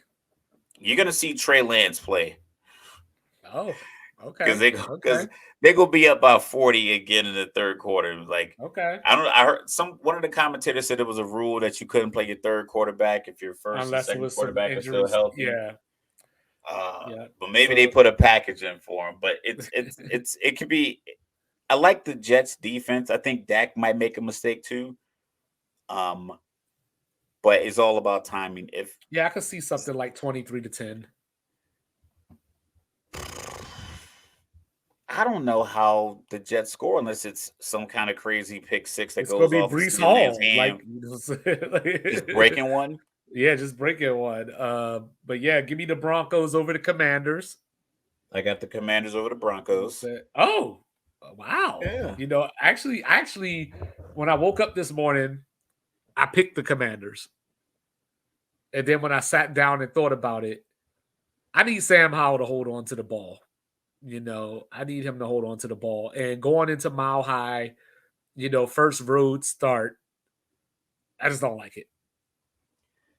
I mean, I understand that matchup. I just don't like I don't like the quarterback coach marriage of Sean Well, if Payton Washington and had a Russell good Wilson. secondary, I would agree with you. But our secondary is probably, well, the linebackers are probably the weakest part of the defense right now. But Your the front secondary, four is sound, and I think yeah, Russell will hold on to the ball. He's not going to run. I don't see Denver putting up a lot of points. You have weapons on offense that can get loose. I I hope you're think that's right. just I think that's just an opportunity. Like I said, I don't know if it's just my Sean Payton sentiment is going to come through, but I don't think it was a good I don't think it was a good I don't think it was a good marriage. I just really just I disagree with the money spent because it handcuffs you to the money you spent on the quarterback and the money you spent on the coach. And the quarterback needs to prove himself. And the coach was out of coaching for a year on top of all the other things that went on while he was in New Orleans. So it's like, yeah, keep in mind that Super Bowl was 14 years ago. Yeah, I was and 28. I I didn't was have any gray hair. I was inches away from taking for taking the Pats over the Dolphins, but I couldn't do it. I thought that was a big game. I thought you would have taken New England. I thought about it. I really did. I really I'm did. like, as I'm sitting here, it's the same thing Kansas City going on to. Mac Jones threw the ball 54 times last week. 36 for 54 54 times. times against Philly. You only got sacked twice. And if Keyshawn gets his toe down, they got 4 shots to the end zone from the 9-yard line. I'm gonna go New England. I'm gonna go New England. Okay. And the reason I'm Okay. thinking that is that I think that beach ball that Tua throws up 2 or 3 times a game gets picked. One of them is going to get picked because I think he throws a lot of like Tyreek Hill's open a lot. Like I'm not like act like he's not open. I just think that the New England defense will adjust to that because it was a couple of throws against the Chargers. I was like, why is no one under this ball? Yeah. It's not going hard. It's not going far. But yeah, Tyreek. I definitely thought about it, but yeah, I definitely thought about it. But I'm taking the Saints over the Panthers. I agree with you there. And then Monday night, I'm sure we disagree, but I'm going with Mr. Mike Tomlin. Yeah, I picked Mike Tomlin also. Okay, I just know that you picked Cleveland ahead of Pittsburgh in the division. So, but yeah, it is that same rule. The Steelers can't possibly look that bad again back to back like that. Mike Tomlin, I trust him. I don't expect Pittsburgh to go 0-2. Deshaun Watson still doesn't look good. He still doesn't look right. I mean, blame the weather, but he still Was he doesn't look like? right. Is it a situation where we are learning that he a is that he's Kyler Murray, Maybe where it's because I just like mean, a couple of splash years, well, he had and then DeAndre he was Hopkins on. back then too. Then he played on the team was terrible. So he got and he had I think he had good stats. I think he had like 33 touchdowns and like maybe 4 to 6 And interceptions then he one went like year. a year without playing football, like And then a he didn't season and some play. change. Yeah. Yes. So I don't know. At first I was thinking he's rusty. He needs to catch up, but like he should be unrusty by now. Like Yeah. Came back week 11. yeah. And That's a and that's the lot of crazy football part. ago. And that's the crazy part because the Browns were winning games and when he came back, it wasn't necessarily because of him, but I guess he was just doing things that Jacoby Brissett wasn't doing. But I think he just looks different than Jacoby Brissett. And I think he might throw it might be a post route to Njoku or something like that. And Deshaun will throw it yeah, and Jacoby wouldn't. Jacoby would throw the check down. yeah, He'll get through his progressions quicker and yeah, not and just throw the check down. Whereas Deshaun will throw that. I'm gonna throw it into this defense or whatever, and it looks and it makes the coach's play calling looks better because now you're getting 12 to 18 chunk yards plays versus checks down to Chubb, check down to Hunt, check down to third string running backs, or even a check hmm down to the tight end. I think it's the Alex Smith, Patrick Mahomes kind of structure. Alex Smith was a fine quarterback, but Mahomes was going to throw that 35-yard deep out kind of or right, that crossing route. right. So is it preseason in college football this week? Like Yeah, I think we're apparently back. week 2 is preseason. We're back. Everybody's Well, playing this a is week preseason 3 game. now. Like we're Yeah, we that's what I'm already in saying. week 3. Yeah, like but yeah. So of course, the big game that I'm looking at, just because me, I do the rivalry thing. I want the big matchups. And from 1996 to about 2004, Florida and Tennessee was just one of those games that you had to watch. The old ball coach, one of my favorite trash talking lines in football history. I don't know if you ever heard this one. So back in the day, right now we got the Capital One Bowl that takes place down in Orlando. Prior to that, it was called the Citrus Bowl. So Steve Spurrier says you can't spell citrus without UT. You know what I'm saying? I love that. I love that. But Tennessee has not won in the swamp since 2003. So that's 9 straight losses in the swamp. That's Uh 20 years. average That's yeah, a average whole score. career. That's a whole career. Average score of those games is 32-19 that Florida has been able to beat Tennessee in the swamp. Um this is Joe Milton's first time on the road in an environment like this. It'll be nighttime. Even though he's been in college, he hasn't played. He didn't play at Ohio State. He didn't play at Beaver Stadium up in Happy Valley. So this is his first time on the road. And so what I'm taking away from Tennessee is that their defense looks a lot better than it looked last year, but they played UVA and Austin P.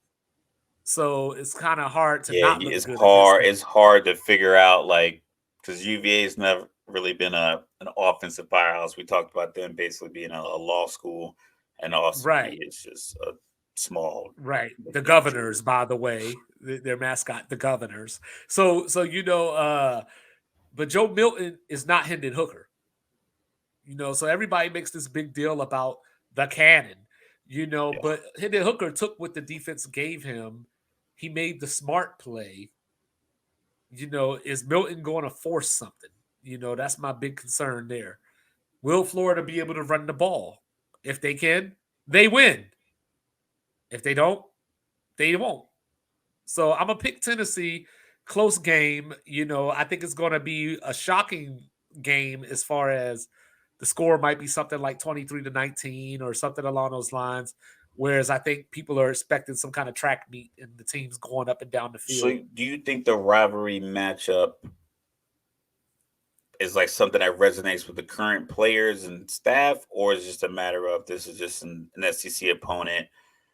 We're Tennessee, we're on the road, and Florida, because like Florida, like I Well, it's don't the really SEC think people are opener, expecting and Florida to really like do much this year, especially after the way they lost against Utah. Like well, it's, they didn't look like a dominant SEC team against Utah. So I don't know if there's any pressure on them to really step up and beat no, Tennessee or it's the SEC opener. You're gonna have 90,000 drunk ass people because the game starts at 8 o'clock at night.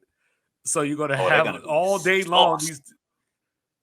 Yeah, they're gonna be lit up, and and I think that from a fan standpoint. So yeah, going to answer your question, the players may not feel it, but that crowd don't like Tennessee.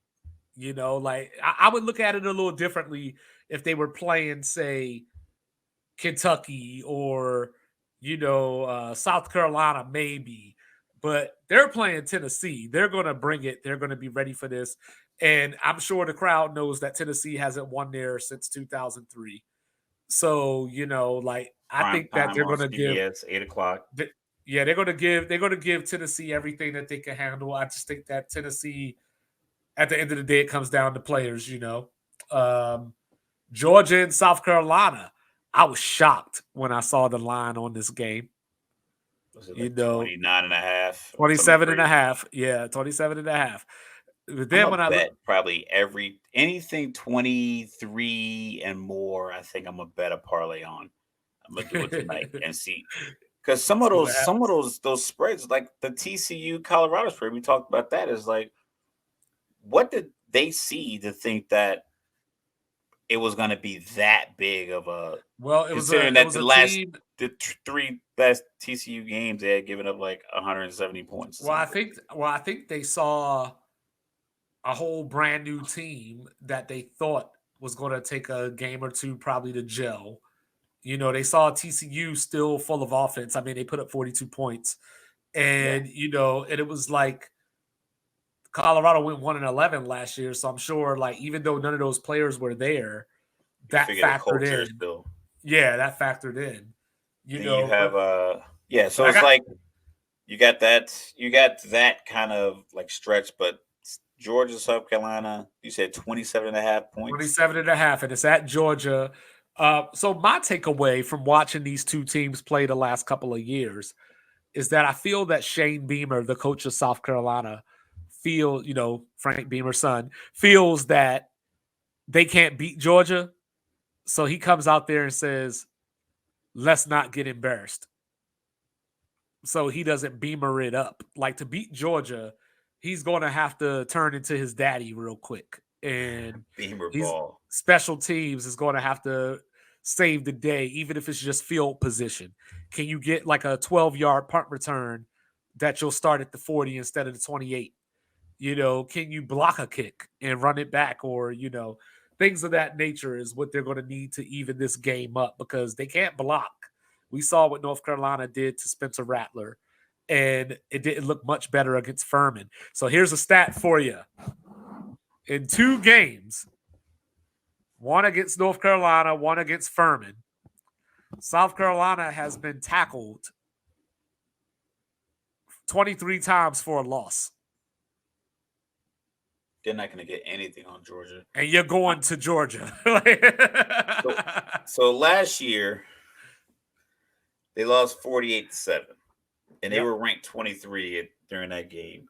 Yep. But then Georgia comes back the following week and beats Kent State 39-22. So it might be some credence to what you said with Beamer just kind of being out psyching himself because Georgia played Missouri 2 weeks Yeah. after they played South Missouri should Carolina have won that game. 26-22.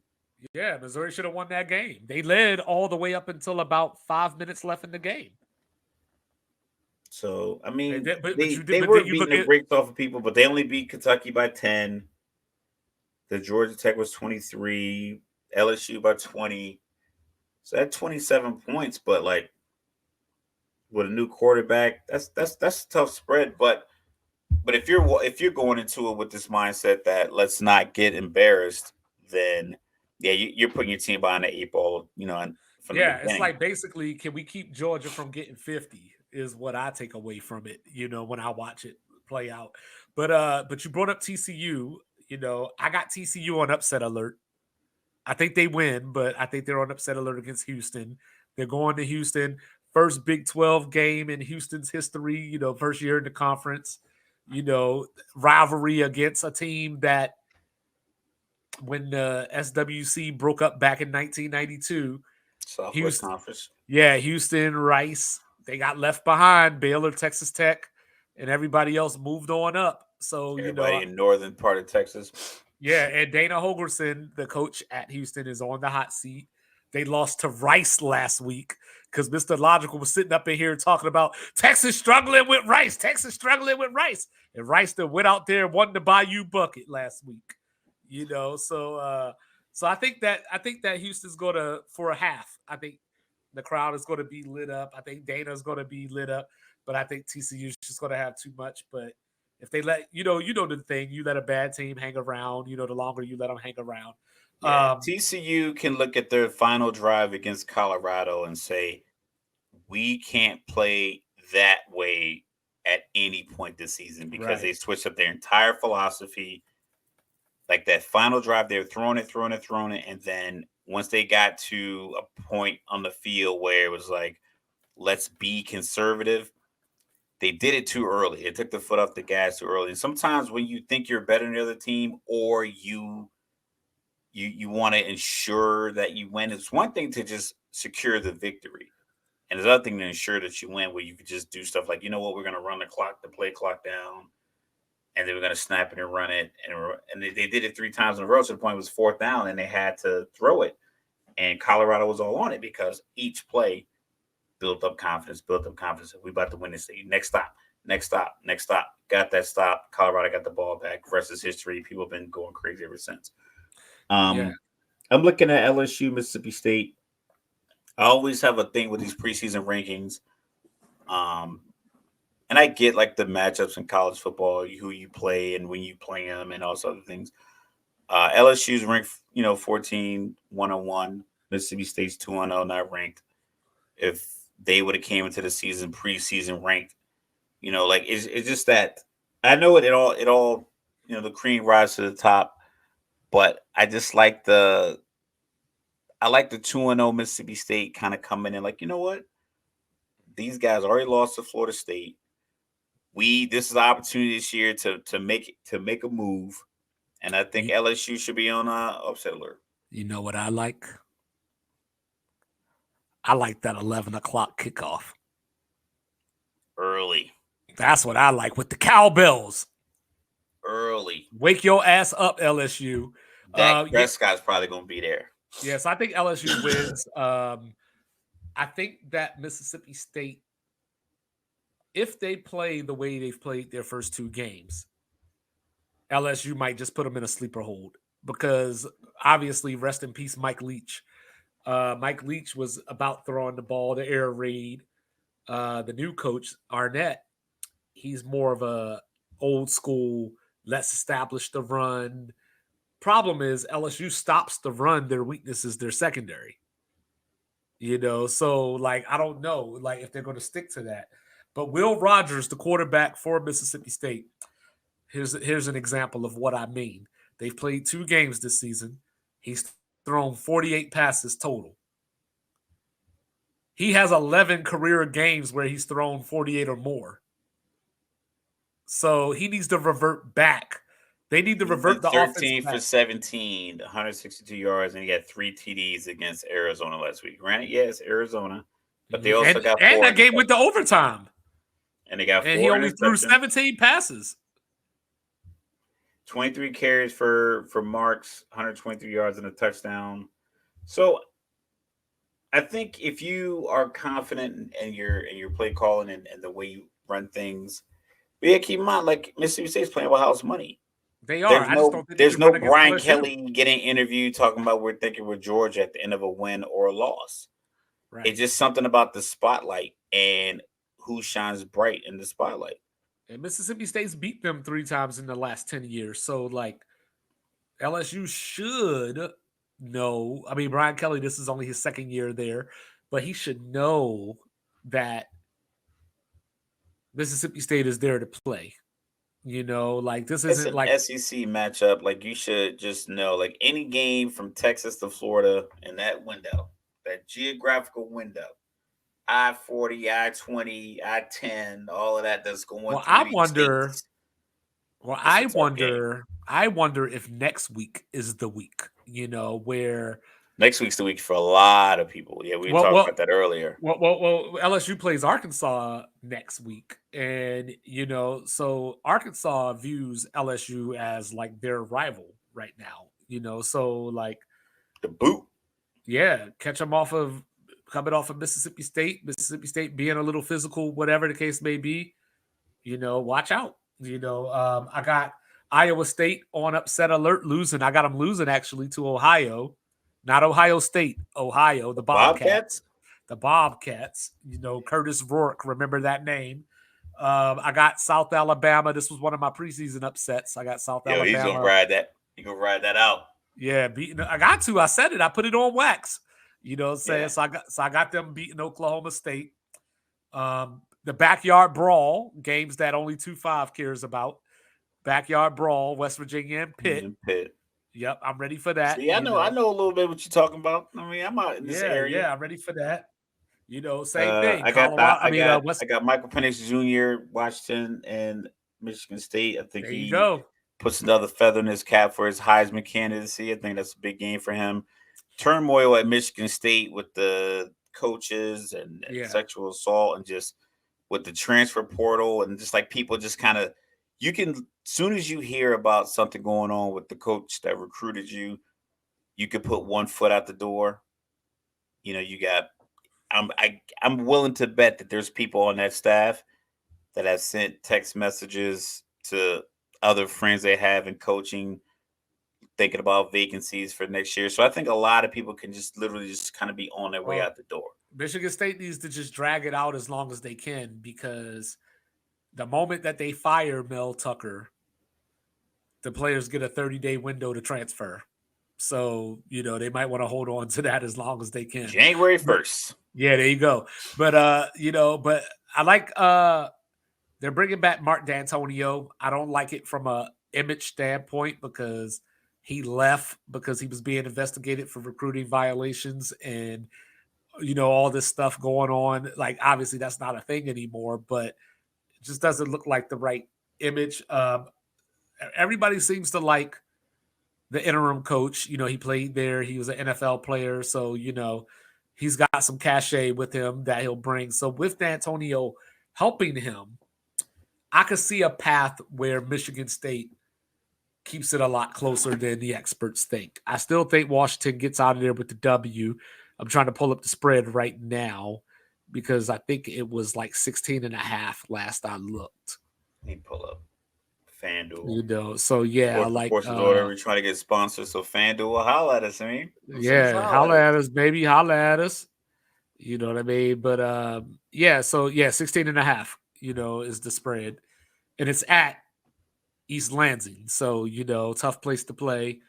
We'll see. Michael Penix was a Big Ten dude, though. He knows about it, so we'll see how it goes. I think I got Kansas State over Missouri. A lot of people I've been hearing on the podcast and on the radio seem to be thinking that Missouri can win this game or cover. I just seem to remember 40-12 last year. Granted, it's at Missouri now. I think a lot of people are doing Missouri's SEC and Kansas State is Big 12, so we're picking Missouri. I think Kansas State's going to walk them again. I'm looking at some of these spreads. I'm trying to look for the most outrageous ones. Yeah, so I'm get still your opinion on it. So I'm gonna take Kansas State, to cover the 3.5 against Missouri. We got Central Michigan 34.5 point underdogs in Notre Dame. I'm taking Central Michigan to cover that.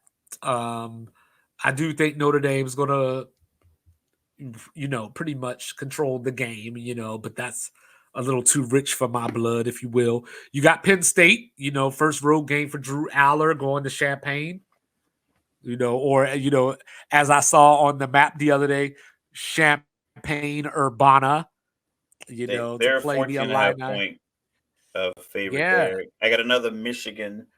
So we got, where is it? I just had I'm it. taking Michigan and whatever they got. No. Iowa 20. Now this is a bet. I'm definitely taking Iowa 28 and a 28 and a half half point against Western Michigan. Western Michigan. This dude Yeah. has a clause where he has to average 25 points. You know what's crazy? You know what's crazy about that? The spread is 28 and a half, right? The over-under is 42 and a half. So that is nuts. Like, what are they thinking that the final score is going to be? Like, what? Because I think people aren't. They think that people just aren't looking at that game. But that might be a gimme. Like for Iowa to cover that, and get the over, they would have to win like 41-3 or something like that. You know what I mean? Like, it just and they haven't scored over 26 points this season. Rutgers favored by 6.5 over Va Tech. You know what that means? That means I got Rutgers on upset alert. But I think they win. Tennessee 6.5. Yeah, Tennessee 6.5 over Florida. Oklahoma State. You just talked about that. Yeah, Oklahoma 28.5 point favorites at Tulsa.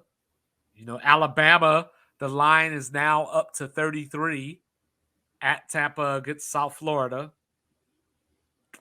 Game that I'm interested in. 18.5 over Georgia Tech. Yeah, I like Georgia Tech to cover that, but I think Ole Miss wins. Michigan 40.5 over Bowling Green. I'm taking it. I'm laying it with Michigan. I'm laying it. They gonna win by 40? Yeah, I'm laying it.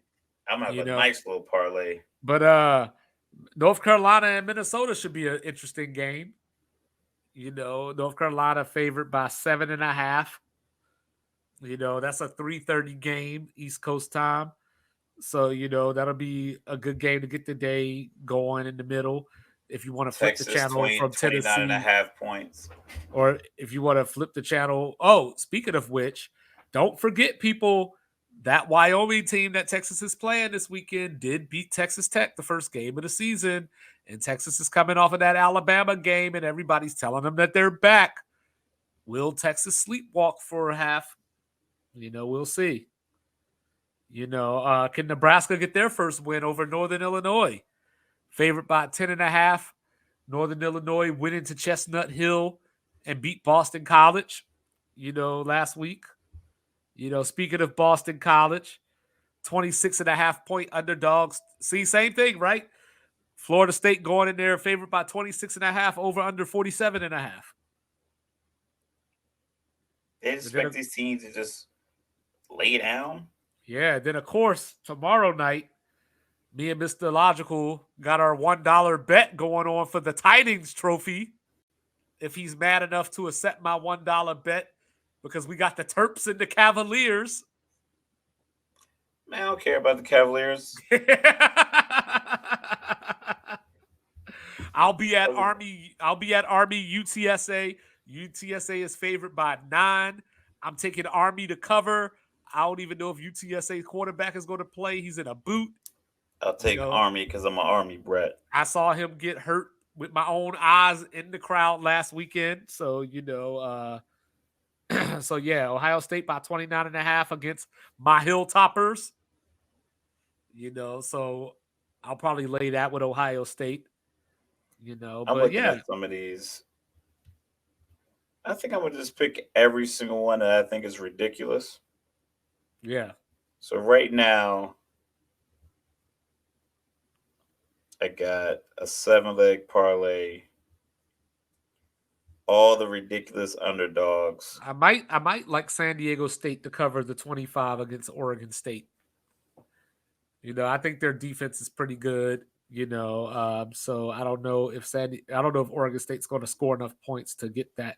Or how about Texas A&M favored by 36.5 over Louisiana Monroe? Yeah, I saw that one too. I might be willing Akron to and lay that one Kentucky. too. Because Jimbo gonna be trying to make a statement after that game against Miami last week. Hawaii, Oregon. Oregon's favored by 38.5. Now, is this a thing, right? You before Jay Norvell got out here talking, I'm sure a lot of people wondered if Colorado would be looking ahead to Oregon.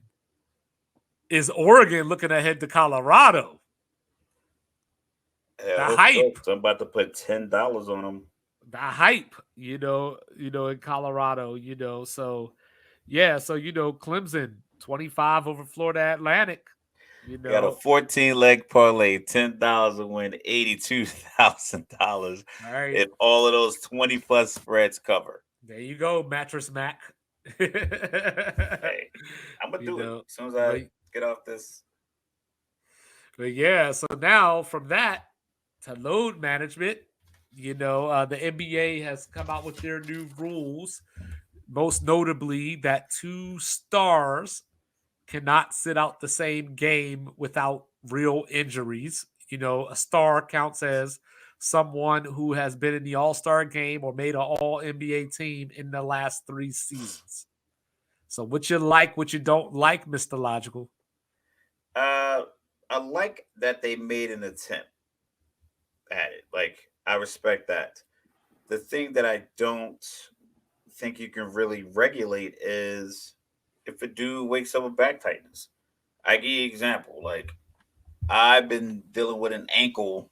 I didn't hurt anything. I didn't roll it. It just, like I had some joint pain and like my ankle swelled up. So I've been like limping for like the last week and some change. What's today? Thursday? Probably since like last Monday. And like every day it's just like, okay, it gets all right. Then I've been working out the gym. I just been on the exercise bike because the elliptical or trying to run on the treadmill or doing anything else, the impact was killing me. But the bike, I was good to go. So I could do the bike, but I was still hobbled around, and that was like a week. So you want Paul George, Kawhi Leonard. Like I said, I had the letter pulled up here in a second, so I could be able to read quote straight from the letter. But if you want a guy to be able to sit out for a back to back, this is a requirement of the team. Let me see. Let me pull it up. All right. If a team believes that a star player is unable to play in any back to backs pursuant to this section 5.2 or B.2.B, the player's team must provide the league with office written support information, e.g., a team physician's opinions letter, supporting information, uh, player's medical record, and related imaging regarding the extent to which the player participation may be limited. The team must provide this proposal to the league office at least 1 week to the first game that the player would be expected to miss due to the planned back-to-back restrictions. So, if you want Kawhi to potentially sit in the week, you still got to provide imaging and medical records saying this is why. So either he can't play, like is he not going to play for that week leading up to it? So what's going to be the rationale behind it? I understand that they want to ensure that the fan experience is legit. I just don't know how well you regulate it. They have the fine system. We could talk about that. Like after the first infraction, it's $100,000 fine. The second violation is a $250,000 fine. The third one is $1 million more than your previous penalty, like from that point on. So any subsequent penalties is $1 million more. So your third one is going to be 1.25 million because your second And one that was 250. 250,000. Yeah. So your fourth one would be 2.25 million. It's $1 million more, and it just goes up $1 million increments. But how do you determine if it's load management or if it's simply these guys can't go? And I didn't read anything like I've been reading through it. I don't read any like back end penalties because to me, I figure it's like a baseball. They got the disabled list. If you can't play that back to back, then they can't play, you know, X amount of games after that, 2 or 3 games after that. That way, yeah, you want to rest someone that's back to back, But do you want to rest him against Milwaukee, Chicago, and Dallas? Like, do you want to risk losing those games potentially because you're resting your star? So maybe you have him play against the Kings, or you have him play that game against Houston, even though you might not want that. That's the thing for me is like the impact has to be a little bit more than money, because that $100,000 they'll make in beer at the games. 20,000 people at the stadium buying $12 hot dogs, $18 French fries, and $14 TV beers. money. The TV money is like the foam fingers and the popcorn, the tickets alone.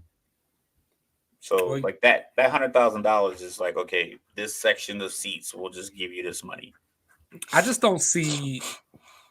I don't know if this is the answer, but I like that the NBA is trying something. Like Adam Silver is like that dude from Belly running around. Who want to test me? Come test them, find out. I like the old man rule. To some degree. If you're 35 or have played 34,000 minutes or like combined playoff and regular season. Combined playoff and regular season, and then 1,000 combined regular season and playoff games. You could get some load management exceptions there. So I get it, but at the same time, just as a fan, I still don't necessarily like it because, like, my thing all right. So who are the three people off the rip that meet that qualification? Just LeBron, KD, Steph. LeBron, KD, and Steph. Yeah, those are the three people that meet that already. Those are probably the guys that sell out on the road strictly because they're there. Right. But I think that's the part that's gonna hurt the fans the most, because if you got to sit out that much, just retire. If you got to sit out that much, LeBron comes to the Garden once a year since he's been playing out west. Right. So he'll play. So if he comes east and they play their games, their road trip on the east. Say he hits Philly, tough game. New York, he's gonna play that because it's Madison Square Garden. He admits that that's one of his favorite. And he knows that Julius Randle is food. Julius Randle, Spike Lee, Denzel Washington probably be there. Hov will probably be there. Diddy. He knows it's a spectacle. It's Manhattan. It's literally just a spectacle. Madison Square Garden right there. And then the game against Brooklyn is gonna be a tough game. Then Boston, like if they play them all on like an East Coast trip, is he going to be able to play Philly, New York, Brooklyn, Boston? But if he can't, then he needs to retire. Those tickets are going to be priced like this is Steph Curry's potentially last game coming to Brooklyn, or KD, or definitely LeBron, because it'll be over 40. So it's like, those tickets, either the original price is going to be crazy and then the resale is going to be bananas. So like that's the piece that we talked about this at the beginning of our, we started the show. Is like, just give fans an insurance.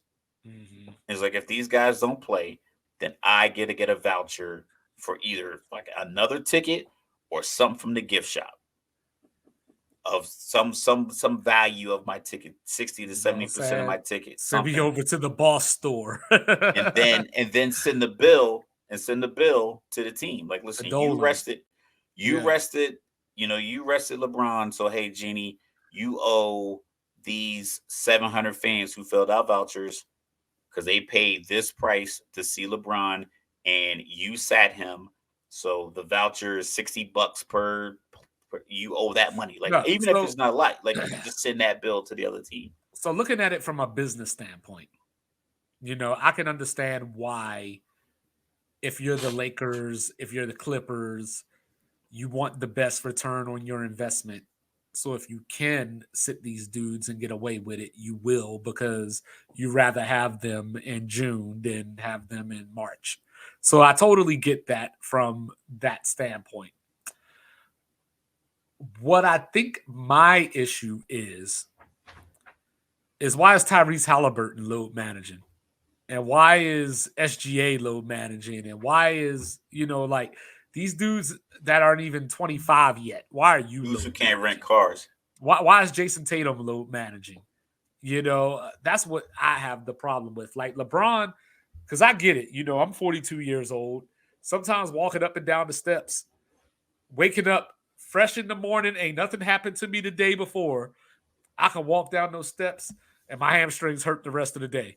You know what I mean? Like, I get it. I get it. I walked through the whole mall all day Saturday, and then woke up Sunday, ankle hurts. Yeah. So I get it from that standpoint. But I don't understand why, like I said, Jalen Brown, whoever, why are you load managing? Even somebody like Embiid, like, is it even proven that load management actually prevents anything from happening? Just don't go to practice. Don't go Like to practice. I think about this, and I'm pretty sure that the NBA game is tougher than practice. I know those guys go hard, and I hear Steph talk about it. James Harden talks about it. Like their workouts and like their routines are pretty tough. But if you just said, "Hey, just come to the training room," matter of fact, don't even come to the training room. We play Tuesday night. We got off Wednesday. We'll practice Thursday. We got a game Friday. Just either come to the facility to get treatment, and then you get your couple of days off. Just stay at home and rest. Be ready for the plane Thursday afternoon. Like, just give them that time, because you have them practicing Tuesday and Wednesday, and then Thursday night when I pay $200 per ticket to sit in row 26, and Yeah. Embiid and Giannis both aren't playing. It's like, why did I drive over to Philly? Yeah, Steph, Clay, and Draymond know the plays. You know what I'm saying? They Yeah. know what you're trying to run. They know what the calls are. Kaminga needs to be at practice. Like Marcus or Moses Moody needs to be at At practice. practice. Getting them James shots. Wiseman when Should up have in been at Detroit practice. needs to be at practice. Yeah. So that's my biggest thing is like, especially when not only do I factor in the fans in the stands, but we get these marquee games. Tuesdays and Thursdays is TNT. Wednesday is ESPN. If you're on one of those games, you need to be on TV too. Like that's because not only are the fans there watching, If you're on the but marquee, you need to be on the floor. you need to be on the floor. You can sit out the next game or the game before if you got to, whatever the case may be, but not that game. And that's where, like, going back to your point, as far as if somebody's sore, if somebody's tender or whatever, how do you can't find me because my guy's hamstring is on fire. Hey, Like Ben even Simmons woke even up though, back tightness. like, a test may not show Back ain't been loose since. a test may not show, whatever's going on with his shoulder. But I can look at him and see like he don't walk like that normally, or he seems a little slower today than he normally does, or like whatever. Like, I can see that stuff, but it also makes me wonder how much of this is being smarter versus being tougher or whatever that line. Because we always hear, Jordan played 82 games and this person played 82 games. John Stockton So played 82 games pretty much his whole almost 82 games every year. so that's why I think for me, obviously the old guy, that's why, like, for me, I'm kind of like, what is the issue here? Like, why aren't y'all playing? Why are you making $50 million and you're finding a way? And of course, they say it's not the player doing it, it's the team. But you mean to tell me if Portland told I just don't see what you I don't see how you heal. But like, I don't. But what are you preventing? If Portland tells Dame Lillard, sit out tonight, like, bruh, like, this man talked about not even going to whatever team he gonna get traded to if it's not Miami. But I'm supposed to believe that the owner or whoever is going to come downstairs and be like, "Yo, Dame, I don't want you to play tonight," and he's just gonna be like, "All right." Especially like somebody like him. I'm gonna use this, the invasion of analytics into sports decision making. It's not a matter of, because if you think about it, if you play 82 regular season games and then you want to make a championship run, you're looking at, like, for instance, the year that one of the latest years where Golden State, the KD Golden State years, and LeBron and the Cavaliers, they were 12-1 heading into the finals, and Golden State was 12-0. So you got to win at least 16 games, potentially playing 28 more games. So unless you think your team is going to make a championship run,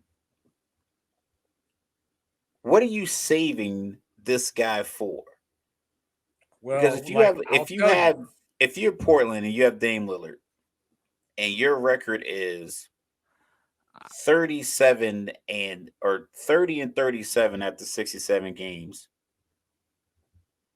and when you go from Portland and you play that game in Utah, there's a lot of fans in Utah. People are gonna buy tickets to see Dame play. When he goes to Houston, they're gonna, when he goes to New Orleans or he goes down to Orlando, whatever it is, and you're 30 and 37, like, what are you resting him for? Like, I will what do tell you you why. why would you rest him in game 68 to bring him back for 69 for what? Like, it's not like you're Because making a Dallas playoff run. because Dallas and Portland are disgusting franchises. And Oh man. yeah, Just because because you lost one little bet. no, it's not even about the bet. Like, even though that was stupid because they didn't play because I they're think playing Dallas what they're playing Dallas did made sense because it's like you I think what Dallas did made more sense than the little management piece. Is like, if you look around your locker room, you know what a championship team looks like. How many teams look like Denver? How many teams look like Memphis was a good team? They had some injuries, but right, how many right. how many coaches can walk into their locker room and look around and be like, I got a superstar guard, I got a wing guy I got a real 3-and-D guy, I got a good aggressive rebound who's also a good all ball defender, or I'm Boston, I got Jalen Brown and Jason Tatum. Most teams know they don't have that. So Dallas was like, listen, we don't have 28 more potential NBA games on our schedule, no matter how we try to See, slice it. see, You know that's not going to happen. So this is the why put your guy feelings. out there? See, this is the feelings or facts part for me. Like, we've reached that impasse where that just don't make sense to me. What you just said, because you know what I mean. If Like, you have one year, it was the last game of the season. It was no, for but a playoff position. no, It's but like, they but I don't have no, a but they sat playoff out team before that. That made that way. They sat out because I don't previous have a games to playoff that. team. What am I You know, doing? look, I like I said, this is the fact. This is me getting facts over or emotions over facts That's how because That's how David Robinson sat, and that's how San Antonio got Tim Duncan, no, because they sat him when he was healthy to go. no, I Like, you're trying to sports. say play for pride, but in the same size, people forget pride's a sin. Sometimes you gotta use common sense. Nah, Kyrie, Luca, Dallas, they were fuck all going that. nowhere in the We Western all sin Conference. in some kind of way. Yeah, No, cool. And sometimes no, for the love like of money and all of that, but no, they weren't going to go anywhere. no. What was the point of bringing Kyrie in I think they thought it would work. to end up with the number 12 draft pick and or the I number think they got 10 draft 11 pick. They or 10 or it, 11. it was 10. It was 10. They traded to 12 with OKC to get the big guy from Duke. But they were originally 10. But they were trying to tank so they could try to get as high of a draft pick as they could. and It that's worked and out that's for that's it worked out for always Portland. been that's always It, been an element in the draft era of sports. Lovie Smith was told to lose that game against the Colts, and he won it. Football's hard to tank because it's like those dudes, no matter if you're trying to tank, I'm still getting hit real hard. I could be down 45-3, and I'm still gonna have to go out there and kick return, punt, block, whatever, whatever. And I'm a 22-year-old rookie backup linebacker. I'm still getting hit. So you worried about draft picks. I worry about being on the team next year. I get that. But on a basketball team, when you only have 12 to 15 guys, you knew those 12 to 15 guys want to get you over the hump. And I get it. Yeah. You gave your fans 38, 39 good home games that you could. But when it came down to it, those last 5 or 6 games, it's like, We need to worry about 2023, 24 because we're not making we're not playing 20 more games in this season. Yeah, but Our it's not season's like they done. got but it's not like they got anything that we could look back and be like, "That But justifies that." because I didn't say it justified it, I just said that that was the rationale behind it. Yeah, it's a Like stupid rationale. your experiment did not work, but I think that makes more sense than me But resting. it didn't Like but part of it if you're part of the 30 and reason that it 37, didn't work part of the with reason Dame that it Lillard, part of like the with Dame reason that Lillard, it real didn't quick. work was they didn't play him half the time. They had too many wins by the time they were like, we're not gonna have a they had too many wins, like the bubble thing, not the bubble, but the play-in. It's like you get 20 teams in the playoffs, and then you realize in the latter part of March, early April, like, okay, yeah, we're done. Like we don't have it, you know. For instance, like a guy, punches the wall, hurts his hand or whatever, you kind of lose a player here, lose a player there. You're like, we don't have a champion. We can't compete with Denver. If you are, 32 and 50 at the end of the year, or 31 and 49, you got one game left or a couple of games left, you're like, you know what? We're not we're not a good team. And you're not a good team. You just play whoever you have. But that's different. Like they were still in They playoff that was range. the but that was the equivalent. Like we're better off being 32 and 50 with the team we have. It's like why are we out here fronting like we have a good team? We're about to be 10th or 11th in the West. We are 20. It's 30 teams in the league. We about to be begging to be 20th to play more games that don't benefit the future. Think about it. You're just playing Luca more time. You're playing Kyrie more time, and it doesn't benefit the future because you're not beating anyone out west. You weren't beating the Lakers. You weren't beating Memphis. Anybody you matched up with in the West, you weren't Hey, going to you beat. making more money with those playoff games, those play-in games. But you like Mark Cuban said it. The guy asked him a few years ago if he would sell his team for $3 billion. He was like, "What I'm going to do with another $3 billion." I think the money, like, yeah, the money factors in to us, like the fine, like, oh, they're gonna fine him 1.2 million dollars. But let's keep it a bean. It's 20,000 people in his arenas. That's millions of dollars in just ticket sales. So the one game you sit Kawhi, you could just go to the vault and be like, all right, here, NBA, and just Well, throw no, see, bags full of money at Adam Silver. Granted, I get the sentiment I behind think it. there's a couple of different things at play here, though. So like even using the NFL, like you brought up the NFL and how it's different. But even at the NFL level, if a team is like, I don't know, 5-7, How did Sam Howell start that game against Dallas? Why did they start him? because what's his name? Ron Rivera is a dumbass. It had nothing Because to they knew do he with was going to be the starter. no, They it knew had he no, was going to be the it had future. nothing to do with Sam Howell. No, what happened was Heineke had some bad games. You're back up in Atlanta, by the way. Holla at the boy. He had some bad games. They threw in Carson Wentz and was like, "Hey, we're just going to throw something at the wall and see if this will get us into the playoffs." Oh, what do you mean? So since we lost to Cleveland, that means that we can't make the playoff now? So like they didn't tank though; they just lost to Cleveland, and then But that's so, the so they same played. thing. But that's what I'm saying. But that's what I'm saying. Desmond Ritter started when Atlanta essentially was out of But that's my real point. But that's my considering point. playoff contention. Is like, But that's well, the you were difference. out of it, so That's the why keep difference. playing? Well, That's the difference. They were out of it. yeah, Dallas was okay. So you a were half a game mathematically out behind of it OKC. versus understanding that you are actually out of it. It's like this. If we're in a race, if we're running a 400-meter race, right? And I'm me and supposed to you just start out once and you once you and get the in gun ahead goes of I'm supposed to stop running. and the gun goes off and you look up and I'm at 200 meters and you're at I'm 125 supposed to just and then stop. you're supposed Yeah, but am you're I not supposed to stop? Am I are you supposed to going be to like? are Am I you supposed going to be to like, winning the they silver didn't medal stop, wouldn't be but that's good the thing, either? they didn't stop. They did stop. No, they didn't exhaust themselves to the finish line. They kept playing. They didn't forfeit the games. No, they sat people. They sat Luca, and That's Luca was like, so "Why they am I jogged. sitting?" They Luca was like, jogged to the "Why am I finish sitting?" line. They You know what I just mean? jogged He to the was finish line. It publicly was like, asking, "Why did they sit me?" because he's a competitor and I'm pretty sure he wanted to play. Exactly. But That's my point. realistically, All Yeah, these you dudes can should be compete. competitors. Yeah, they're all competitors, but in the same They sense, not all you also got to competitors. be competent. Some of We them ain't dudes are got it, playing just because they 6'7".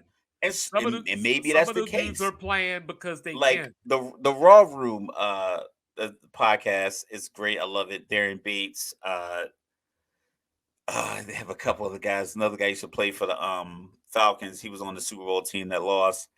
And they just have guests in there, and it's dope. So one of the guys was an NFL player, and he was like, man, so like like how do you guys feel like when the season's about to end, like and you're not making the playoffs or whatever?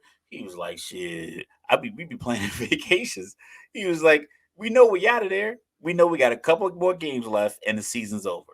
Like it, or Yeah, you but if just they're 8-7 and can get a wild card, they're not planning vacations. you 8-7. All We've right, seen 9 and I get 17 teams win the Super Bowl. I and listen, I'll give you that if you have the momentum and you think you have But the how do you player know that if personnel, you have it or because not you if you can don't have it? look, Like you know at the trade deadline you don't have it. That's why did Denver make a big trade last year at the no, trade deadline? they didn't need to. Did Philly make a big trade? No, Did they Boston should make a big have. trade? Did Boston make a big trade? No, but they did it now. Did Miami make a big trade? No, but they should have. So all the teams that in the middle of the season, the Lakers, they completely overhauled everything because it's like And made they the were Western going Conference for it. Finals. But they felt like they had the pieces in place to go for it. Dallas made their move and it didn't work. The But we don't Lakers move know. They worked, didn't but play. it didn't work. It They didn't didn't work the weeks play. all the weeks before. I'm not talking They about that last week was no, they only irrelevant played like 10 games together because of an injury. Once the again, 25 possible games that they could have played. where are you gonna get this chemistry in April that's gonna bubble up and get you to June? You're not gonna get it. It just doesn't happen. It just doesn't happen. It's not a good business move. Like right now, if I just want to start a show with a dude I met a couple of months ago at work that likes to talk about Right. sports versus me and you and our chemistry, I know this can work. I know we can keep doing this for years. Hopefully, we start getting paid for whatever case may be. But I know me and you can have this. We can keep doing this. I don't know that with this new dude. And if I brought him in, I'm like, you know what? This ain't working. So I'm gonna stop doing this twice a week if I know this doesn't work, and then Yeah, I'm but gonna like retool. Then I'm like, yo, Portland got Mike, what's screwed going out on? of it. Let's try this again. Let's make this move again. Portland didn't make the moves they needed to make prior to the end of the year. They didn't make the right moves. No, And you're once you right, but they recognize, you got got to recognize the bad investment. but at least they got screwed out of it. Like Dallas got Derek Lively the third. But that's because Dallas was in it for a little bit longer. Portland realized I'll just throw out some arbitrary dates. March 25th, and they got 10 games left. Well, I'm just throwing out arbitrary dates and numbers. They're like, you know what? We got nothing. We got nothing going forward. We have no idea if Dane wants to be here next year.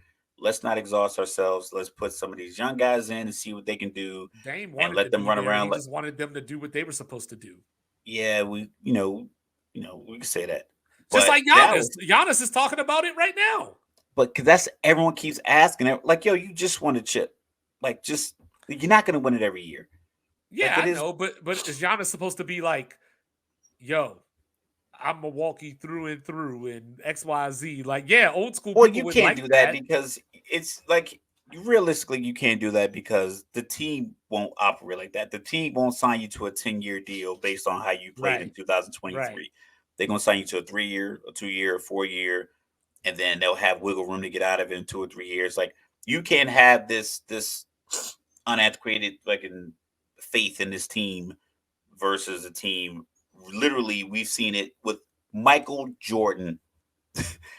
The Bulls didn't keep the team that won 72 games together after like they were like breaking up a team that won 6 championships in 8 years. So we know organizations will do whatever they want to do.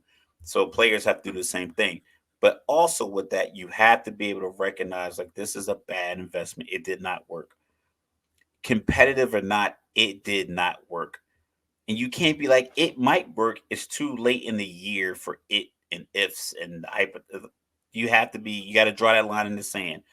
The Lakers, I personally probably would have shut it down just because I'm looking for next year. But when you have a guy that's 38, 39 years old, you ride it out. If he says, "Hey, I'll give you everything I got in this tank," then you go with it. But if he couldn't go and AD couldn't go, then you shut it down and you get ready for next year. But since they both could go, you go all out. Kyrie and Luca didn't have that same kind of chemistry, didn't have that same kind of like the ability to like rally the team. It was more of a business decision. Like, you know what? Let's get out of here and figure out Kyrie's contract, Luca's contract, trade values, getting pieces in, getting pieces out, because that was more important for them for 23, 24 versus a first or second round exit in the playoffs. Just to sell out what, four more games, maybe two. Like, what are you Mhm. gonna do with another? What are you gonna do with another $100 million? Like when you have billions, it's like I have billions of dollars and I own the team. It's like, why do I need to put Luca through another playoff run where he's out in the first round when I can just go ahead and get out of here and we'll get to business. I think that fans have reached a point where there's no return. Like they realize that there's certain things that they perceive that they care about more than the players do, and because like to the outside eye, we see he's making $40 million while he's sitting out. Like, like somebody that's out here working a $36,000 job ain't trying to take no days off, what I'm saying? Because they need that income coming in. Yeah, Whereas these guys, it's guaranteed. So whether they play or not, whether they get traded or not, they're getting that money. So maybe in essence, that's part of the problem as well, is that we talk about the NFL like, hey, I wish the NFL had guaranteed contracts with all these injuries and the things that the players put up with. Whereas in the NBA, maybe that guaranteed contract is the root of where this load management comes in. Because once you guarantee the money, I can do what I want. well, baseball has guaranteed contracts, and those guys play every day, and they still play. Well, I mean, baseball is probably not as strenuous though. Like as far as like, They- I mean, from they say just the travel and the lack of rest time.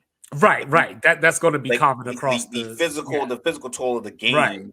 You right, know, like if you get hit by a pitch and you get hit in the ribs on Monday, and you got a game in Cincinnati that Monday night we got hit, and you got another game in Philly the next day. You still got to get to Philly. And right, right, you'll play. Like so you don't really get the rest that you got hit in the ribs. Whereas in NBA, you get the rest a few days. You can right. take one game off, and you're resting 4 or 5 days. Baseball, you're just playing back to back to back. Football, yeah, you definitely need that time off. It surprises me that they have these Thursday night games, but that's another conversation for another day. I feel Yep. you on the I'm spending my money to see you. I'm spending my money on your jerseys. Like literally, I'm wearing a Ben Simmons jersey. It was $20. I got it on sale after you got traded. And I'm not even a Sixers fan. I just bought it because it was like available, and I just liked it. I'm like, you know what? I like the colors. Um, and I purchased a couple of tickets. I've been to a couple of NBA games since I've been here. I've been to a couple of hockey games. Right. So I understand it, and I understand with the fan. It just for me as a fan, I have to say to myself, do I want to spend $700 per ticket and hope to see LeBron play basketball? Is if that's enough for me, like listen, I'm gonna spend this money to go to this game and create this core memory for me, or I go on a date, or you taking your kid, or you taking a coworker, or whatever it is. You have to just lock yourself into that because there's other stuff you can't control. I can't control what Kawhi Leonard's check is. I can't control that these guys make $48,000 a game or $48,000 a quarter or some crazy number like that at every game. It's a crazy high number, but they put in the work and they're in a profession that pays them that money. I can't view my experience through that lens. I don't even know. Right. I can't even fathom that. Right. My thing is just that the low management piece, you're charging me for that player being there. I need that. Like that's the part that matters to me as the fan. Is like if you're gonna charge this much money to sit with a view of the scoreboard because Golden State is playing in Brooklyn and the whole Golden State gang doesn't play or Steph doesn't play, and like he's on the marquee, that's why my ticket was $350 and I'm way up above the scoreboard, then that's the part that they need to discuss. The team is irrelevant. That fine is irrelevant to any team. Steve Ballmer is a billionaire. He paid $2 billion cash, no bank loan, no credit check for his team from Donald Sterling. So it's like that $1 million fine, maybe it's embarrassing, or maybe people just pay it. Or maybe they were like, okay, whatever, I'll pay it. I'll pay this $1 million fine or this $5 million fine, or I'll write you a blank check and you can put the number in at the end of the year. But I'm Mark Cuban, when I win this and championship. Luka's not playing this game against Luka's not playing a game against Miami and then Orlando, and then we got San Antonio and Houston back to back. Like, now you can just go ahead and take that $4 million for this week because I'm sitting Luka.